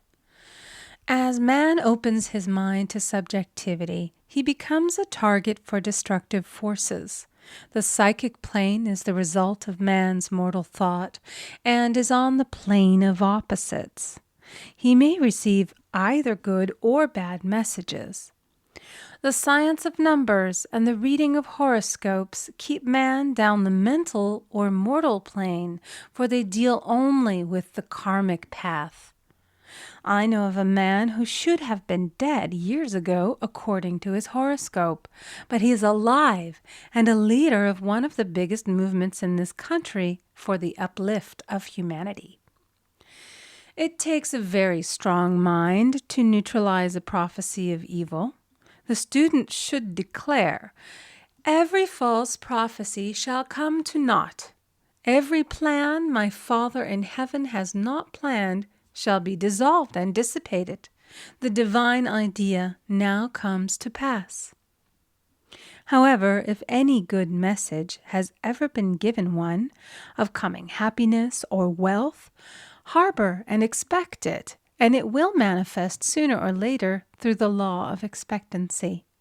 Man's will should be used to back the universal will.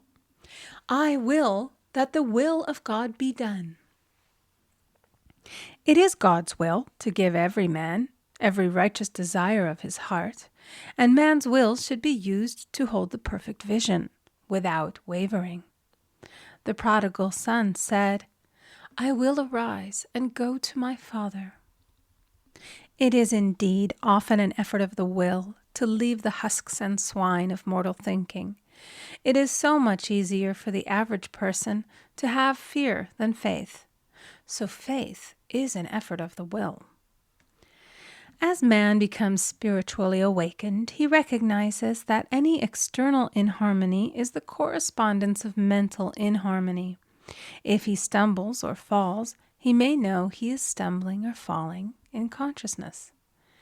One day, a student was walking along the street, condemning someone in her thoughts.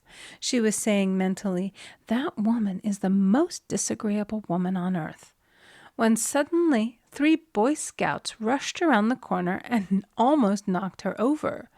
She did not condemn the Boy Scouts, but immediately called on the law of forgiveness and saluted the divinity in the woman. Wisdom's ways are ways of pleasantness, and all her paths are peace. When one has made his demands upon the universal, he must be ready for surprises. Everything may seem to be going wrong, when in reality it is going right. For example, a woman was told that there was no loss in divine mind. Therefore, she could not lose anything which belonged to her. Anything lost would be returned, or she would receive its equivalent. Several years previously, she had lost $2,000. She had loaned the money to a relative during her lifetime, but the relative had died, leaving no mention of it in her will. The woman was resentful and angry, and as she had no written statement of the transaction, she never received the money, so she determined to deny the loss and collect the $2,000 from the Bank of the Universal. She had to begin by forgiving the woman, as resentment and unforgiveness closed the door of this wonderful bank. She made this statement: I deny loss. There is no loss in divine mind. Therefore, I cannot lose the $2,000 which belong to me by divine right. As one door shuts, another opens. She was living in an apartment house which was for sale, and in the lease was a clause stating that if the house was sold, the tenants would be required to move out within 90 days. Suddenly, the landlord broke the leases and raised the rent. Again, injustice was on her pathway, but this time she was undisturbed. She blessed the landlord and said, as the rent has been raised, it means that I'll be that much richer, for God is my supply. The new leases were made out for the advanced rent, but by some divine mistake, the 90-day clause had been forgotten. Soon after, the landlord had an opportunity to sell the house. On account of the mistake in the new leases, the tenants held possession for another year. The agent offered each tenant $200 if he would vacate. Several families moved. 3 remained, including the woman. A month or 2 passed, and the agent again appeared. This time he said to the woman, "Will you break your lease for the sum of $1,500?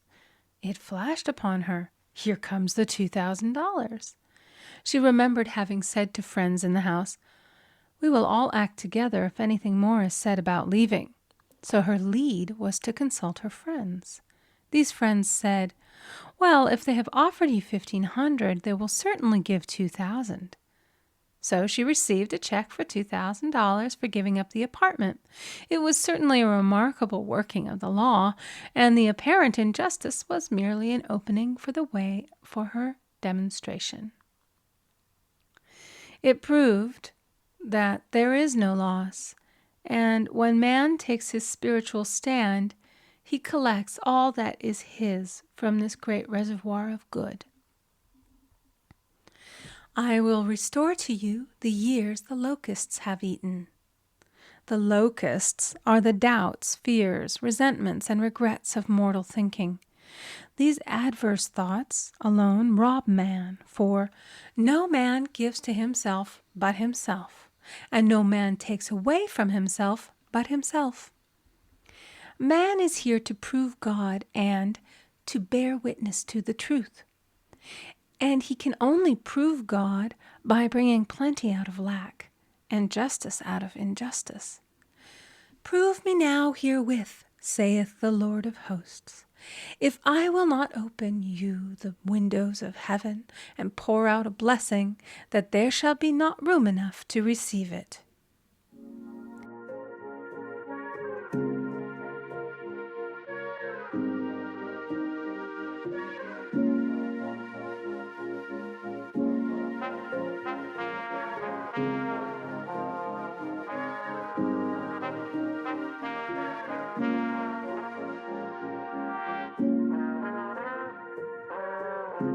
The Game of Life and How to Play It by Florence Scovel Shinn. Chapter 9, Perfect Self-Expression, or The Divine Design. No wind can drive my bark astray, nor change the tide of destiny. There is for each man perfect self-expression. There is a place which he is to fill, and no one else can fill. Something which he is to do, which no one else can do. It is his destiny. This achievement is held, a perfect idea in divine mind, awaiting man's recognition. As the imaging faculty is the creative faculty, it is necessary for man to see the idea before it can manifest. So man's highest demand is for the divine design of his life. He may not have the faintest conception of what it is, for there is possibly some marvelous talent hidden deep within him. His demand should be, "Infinite Spirit, open the way for the divine design of my life to manifest. Let the genius within me now be released. Let me see clearly the perfect plan." The perfect plan includes health, wealth, love, and perfect self-expression. This is the square of life, which brings perfect happiness. When one has made this demand, he may find great changes taking place in his life, for nearly every man has wandered far from the divine design. I know in one woman's case, it was as though a cyclone had struck her affairs, but readjustments came quickly, and new and wonderful conditions took the place of old ones. Perfect self-expression will never be labor, but of such absorbing interest that it will seem almost like play. The student knows also, as man comes into the world financed by God, the supply needed for his perfect self-expression will be at hand.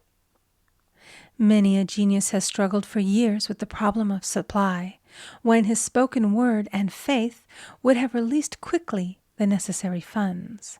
For example, after the class one day, a man came to me and handed me a cent. He said, "I have just 7 cents in the world, and I'm going to give you 1, for I have faith in the power of your spoken word.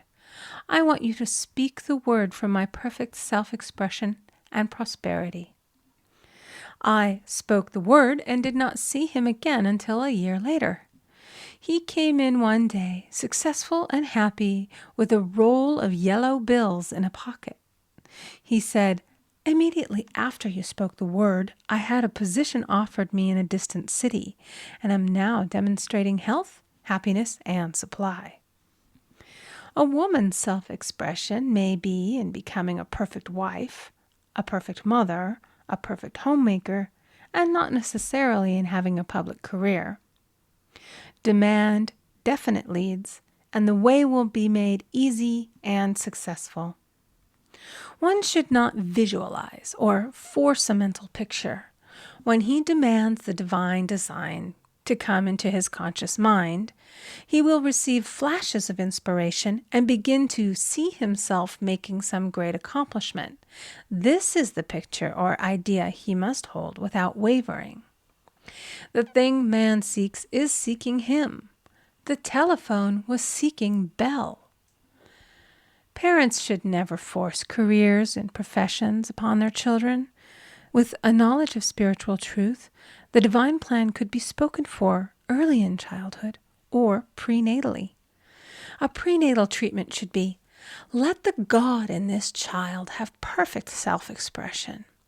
Let the divine design of his mind, body, and affairs be made manifest throughout his life, throughout eternity." God's will be done, not man's. God's pattern, not man's pattern, is the command we find running through all the scriptures, and the Bible is a book dealing with the science of the mind. It is a book telling man how to release his soul or subconscious mind from bondage. The battles described are pictures of man waging war against mortal thoughts. "A man's foes shall be they of his own household." Every man is Jehoshaphat, and every man is David, who slays Goliath, mortal thinking, with the little white stone, faith. So man must be careful that he is not the wicked and slothful servant who buried his talent. There is a terrible penalty to be paid for not using one's ability. Often, fear stands between man and his perfect self-expression. Stage fright has hampered many a genius. This may be overcome by the spoken word or treatment.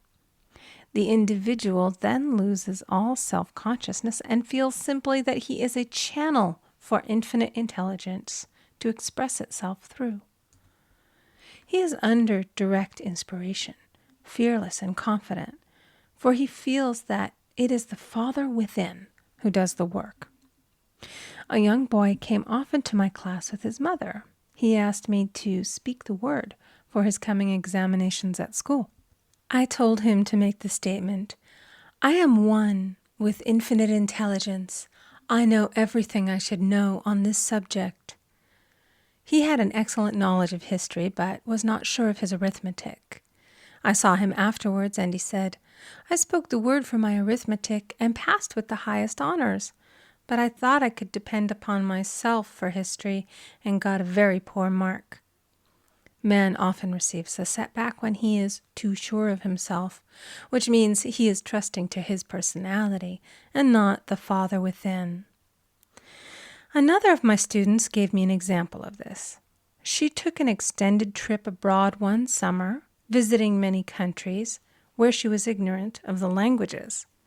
She was calling for guidance and protection every minute, and her affairs went smoothly and miraculously. Her luggage was never delayed nor lost. Accommodations were always ready for her at the best hotels, and she had perfect service wherever she went. She returned to New York.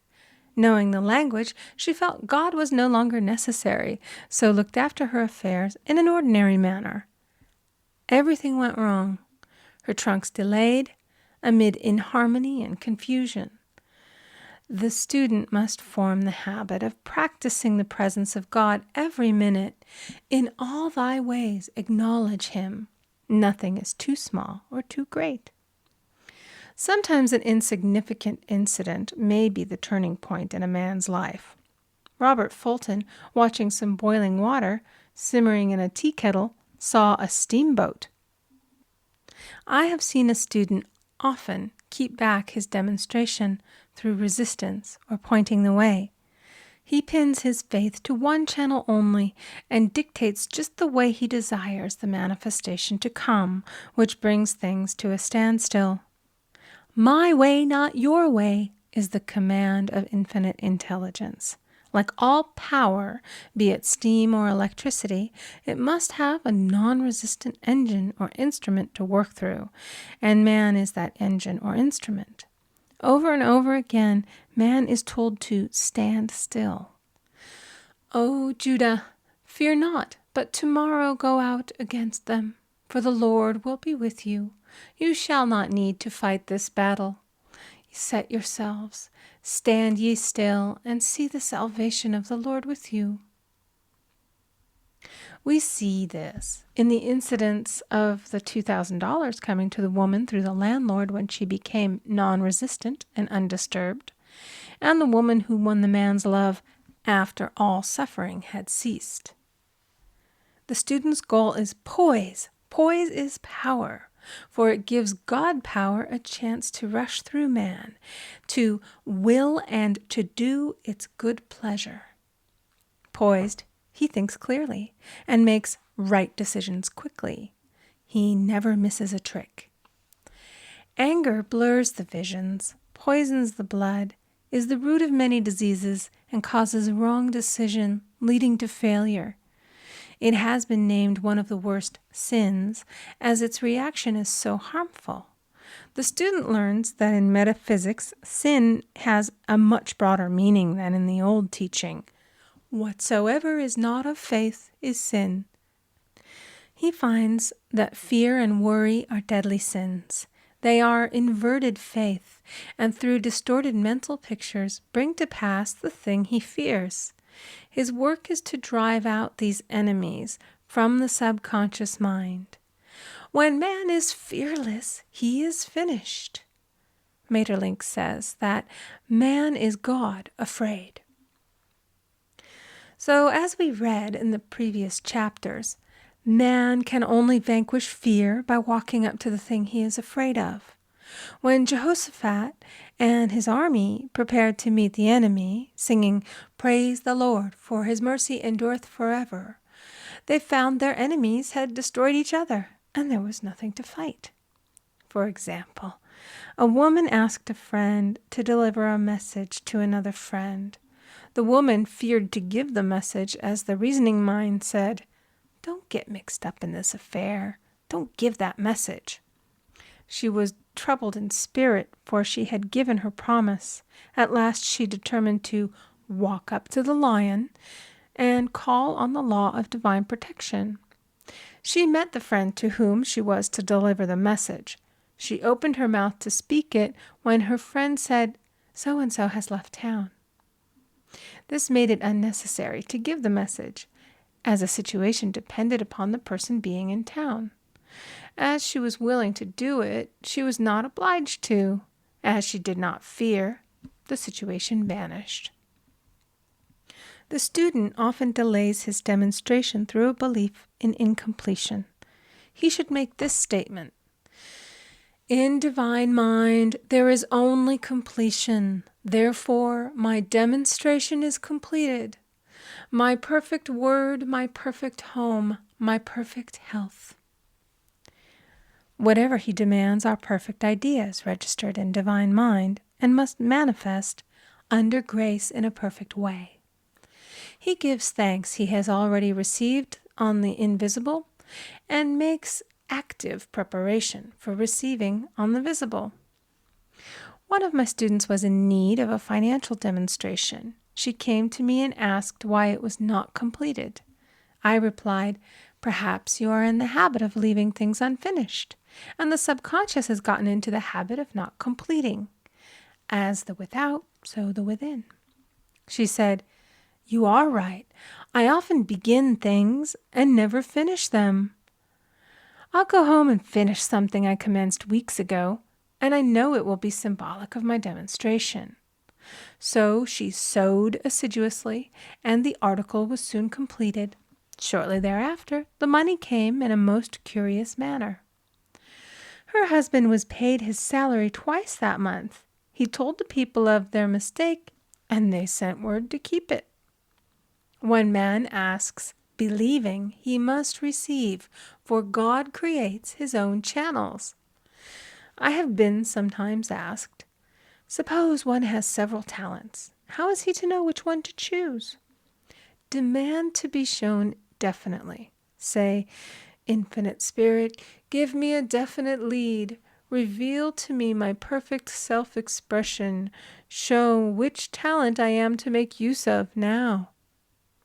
I have known people to suddenly enter a new line of work and be fully equipped with little to no training, so make the statement, "I am fully equipped for the divine plan of my life," and be fearless in grasping opportunities. Some people are cheerful givers, but bad receivers. They refuse gifts through pride or some negative reason, thereby blocking their channels, and invariably find themselves eventually with little or nothing. For example, a woman who had given away a great deal of money had a gift offered her of several $1,000s. She refused to take it, saying she did not need it. Shortly thereafter, her finances were tied up, and she found herself in debt for that amount.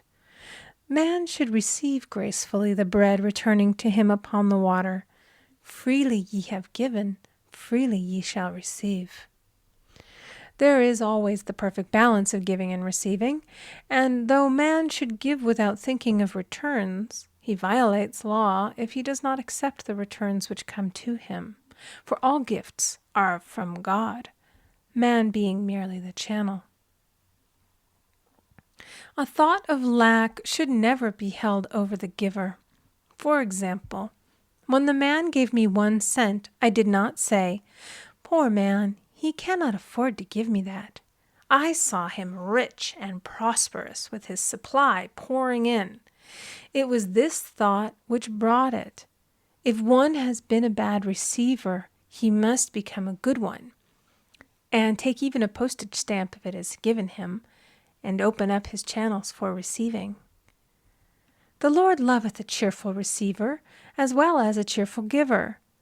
I have often been asked why one man is born rich and healthy and another poor and sick.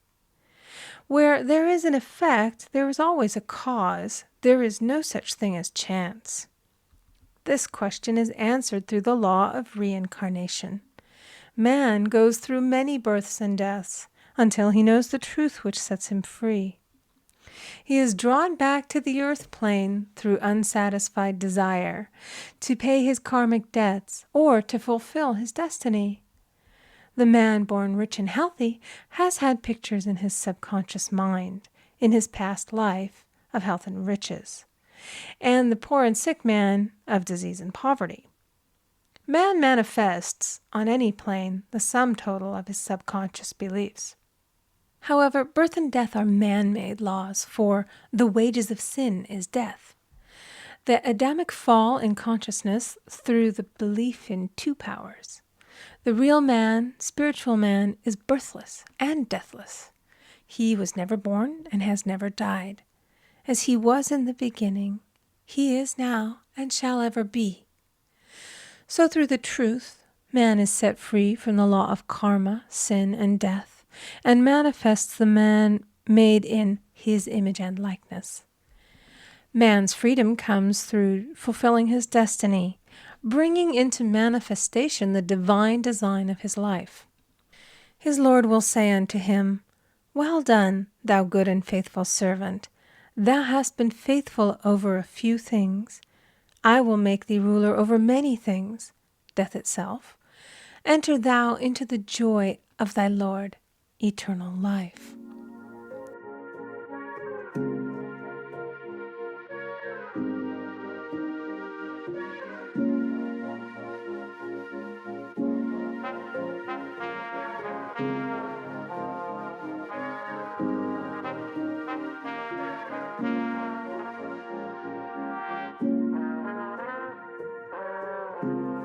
The Game of Life and How to Play It by Florence Scovel Shinn. Chapter 10, Denials and Affirmations. Thou shalt also decree a thing, and it shall be established unto thee. All the good that is to be made manifest in man's life is already an accomplished fact in divine mind, and is released through man's recognition or spoken word. So he must be careful to decree that only the divine idea be made manifest, for often he decrees through his idle words failure or misfortune. It is therefore of the utmost importance to word one's demands correctly, as stated in a previous chapter. If one desires a home, friend, position, or any other good thing, make the demand for the divine selection. For example, Infinite Spirit, open the way for my right home, my right friend, my right position. I give thanks that it now manifests under grace in a perfect way. The latter part of this statement is most important. For example, I knew a woman who demanded $1,000. Her daughter was injured, and they received $1,000 indemnity, so it did not come in a perfect way.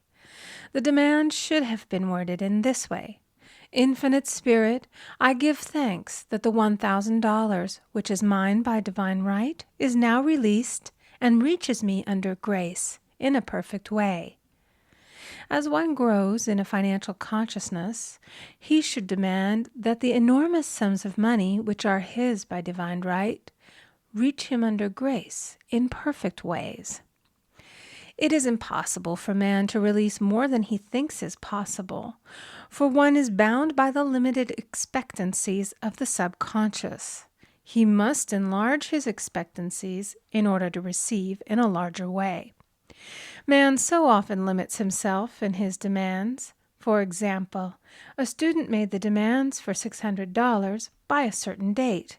He did receive it, but heard afterwards that he came very near receiving $1,000, but he was given just $600 as a result of his spoken word. They limited the Holy One of Israel. Wealth is a matter of consciousness. The French have a legend giving an example of this. A poor man was walking along a road when he met a traveler, who stopped him and said, "My good friend, I see that you are poor. Take this gold nugget, sell it, and you will be rich all your days."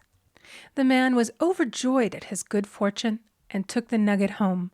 He immediately found work and became so prosperous that he did not sell the nugget. Years passed, and he became a very rich man. One day he met a poor man on the road. He stopped him and said, "My good friend, I will give you this gold nugget, which, if you sell, will make you rich for life." The mendicant took the nugget, had it valued, and found it was only brass. So we see, the first man became rich through feeling rich, thinking the nugget was gold. Every man has within him a gold nugget. It is his consciousness of gold, of opulence, which brings riches into his life. In making his demands, man begins at his journey's end. That is, he declares he has already received. "Before ye call, I shall answer." Continually affirming establishes the belief in the subconscious. It would not be necessary to make an affirmation more than once if one had perfect faith. One should not plead or supplicate, but give thanks repeatedly that he has received. "The desert shall rejoice and blossom as the rose." This rejoicing, which is yet in the desert state of consciousness, opens the way for release. The Lord's Prayer is in the form of command and demand. "Give us this day our daily bread, and forgive us our debts as we forgive our debtors," and ends in praise. "For thine is the kingdom and the power and the glory forever. Amen. Concerning the works of my hands, command ye me." So prayer is command and demand, praise and thanksgiving. The student's work is in making himself believe that with God all things are possible. This is easy enough to state in the abstract, but a little more difficult when confronted with a problem. For example, it was necessary for a woman to demonstrate a large sum of money within a stated time. She knew she must do something to get a realization, for realization is manifestation, and she demanded a lead. She was walking through a department store when she saw a very beautiful pink enamel paper cutter. She felt the pull towards it. The thought came, "I haven't a paper cutter good enough to open letters containing large checks." So she bought the paper cutter, which the reasoning mind would have called an extravagance. When she held it in her hand, she had a flash of a picture of herself opening an envelope containing a large check, and within a few weeks she received the money. The pink paper cutter was her bridge of active faith. Many stories are told of the power of the subconscious when directed in faith. For example, a man was spending the night in a farmhouse. The windows of the room had been nailed down, and in the middle of the night he felt suffocated and made his way in the dark to the window. He could not open it, so he smashed the pane with his fist, drew in draughts of fine fresh air, and had a wonderful night's sleep. The next morning he found he had smashed the glass of a bookcase, and the window had remained closed during the whole night. He had supplied himself with oxygen simply by his thought of oxygen. When a student starts out to demonstrate, he should never turn back. "Let not that man who wavers think that he shall receive anything of the Lord." A student once made this wonderful statement: "When I ask the Father for anything, I put my foot down and I say, 'Father, I'll take nothing less than I've asked for, but more.'" So man should never compromise. Having done all, stand. This is sometimes the most difficult time of demonstrating. The temptation comes to give up, to turn back, to compromise. He also serves who only stands and waits. Demonstrations often come at the 11th hour because man then lets go, that is, stops reasoning, and infinite intelligence has a chance to work. Man's dreary desires are answered drearily, and his impatient desires long delayed or violently fulfilled. For example, a woman asked me why it was she was constantly losing or breaking her glasses. We found she often said to herself and others with vexation, "I wish I could get rid of my glasses." So her impatient desire was violently fulfilled. What she should have demanded was perfect eyesight, but what she registered in the subconscious was simply the impatient desire to be rid of her glasses, so they were continually being broken or lost. Two attitudes of mind cause loss: depreciation, as in the case of the woman who did not appreciate her husband, or fear of loss, which makes a picture of loss in the subconscious. When a student is able to let go of his problem, cast his burden, he will have instantaneous manifestation. For example, a woman was out during a very stormy day, and her umbrella was blown inside out. She was about to make a call on some people whom she had never met, and she did not wish to make her first appearance with a dilapidated umbrella. She could not throw it away, as it did not belong to her. So in desperation, she exclaimed, "Oh God, you take charge of this umbrella. I don't know what to do." A moment later, a voice behind her said, "Lady, do you want your umbrella mended?" There stood an umbrella mender. She replied, "Indeed I do." The man mended the umbrella while she went into the house to pay her call, and when she returned, she had a good umbrella. So there is always an umbrella mender at hand on man's pathway when one puts the umbrella or situation in God's hands. One should always follow a denial with an affirmation. For example, I was called on the phone late one night to treat a man whom I had never seen. He was apparently very ill. I made the statement, "I deny the appearance of disease. It is unreal, therefore cannot register in his consciousness. This man is a perfect idea in divine mind, pure substance expressing perfection." There is no time or space in divine mind. Therefore, the word reaches instantly its destination and does not return void. I have treated patients in Europe and have found that the result was instantaneous. I am asked so often the difference between visualizing and visioning. Visualizing is a mental process governed by the reasoning or conscious mind. Visioning is a spiritual process governed by intuition or the superconscious mind. The student should train his mind to receive these flashes of inspiration and work out the divine pictures through definite leads. When a man can say, "I desire only that which God desires for me," his false desires fade from the consciousness, and a new set of blueprints is given him by the master architect, the God within. God's plan for each man transcends the limitation of the reasoning mind and is always the square of life, containing health, wealth, love, and perfect self-expression. Many a man is building for himself in imagination a bungalow when he should be building a palace. If a student tries to force a demonstration through the reasoning mind, he brings it to a standstill. "I will hasten it, saith the Lord." He should act only through intuition or definite leads. Rest in the Lord and wait patiently. Trust also in Him, and He will bring it to pass. I have seen the law work in the most astonishing manner. For example, a student stated that it was necessary for her to have $100 by the following day. It was a debt of vital importance which had to be met. I spoke the word, declaring Spirit was never too late, and that the supply was at hand. That evening she phoned me of the miracle. She said that the thought came to her to go to her safety deposit box at the bank to examine some papers. She looked over the papers, and at the bottom of the box was a new $100 bill.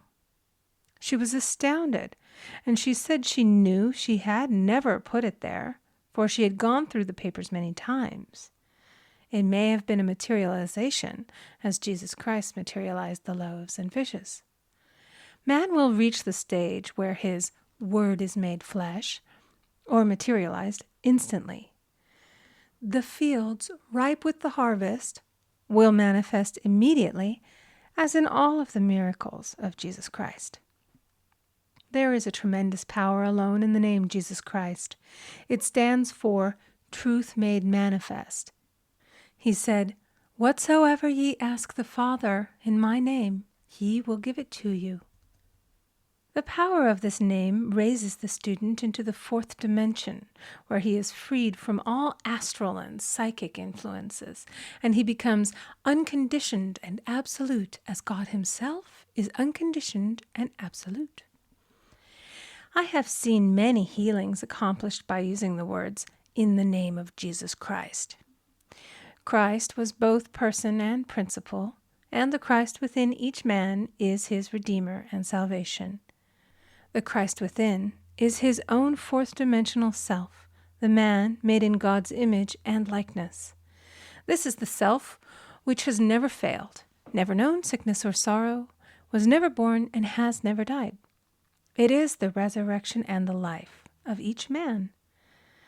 "No man cometh to the Father save by the Son" means that God, the universal, working on the place of the particular, becomes the Christ in man. And the Holy Ghost means God in action. So daily, man is manifesting the Trinity of the Father, Son, and Holy Ghost. Man should make an art of thinking.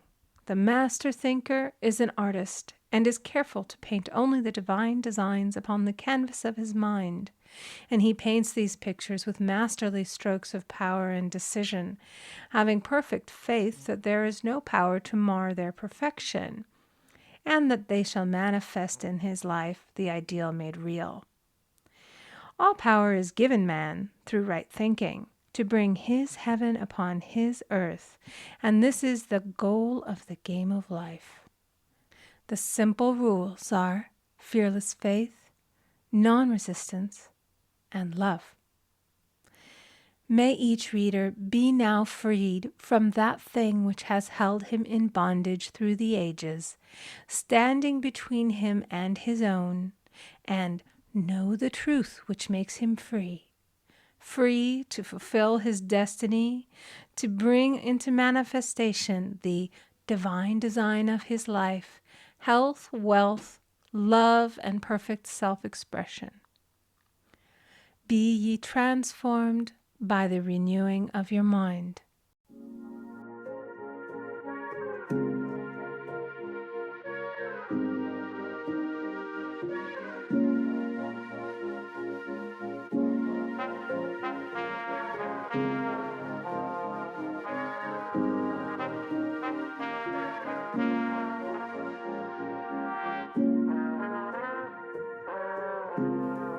The Game of Life and How to Play It by Florence Scovel Shinn, Chapter 11, Denials and Affirmations.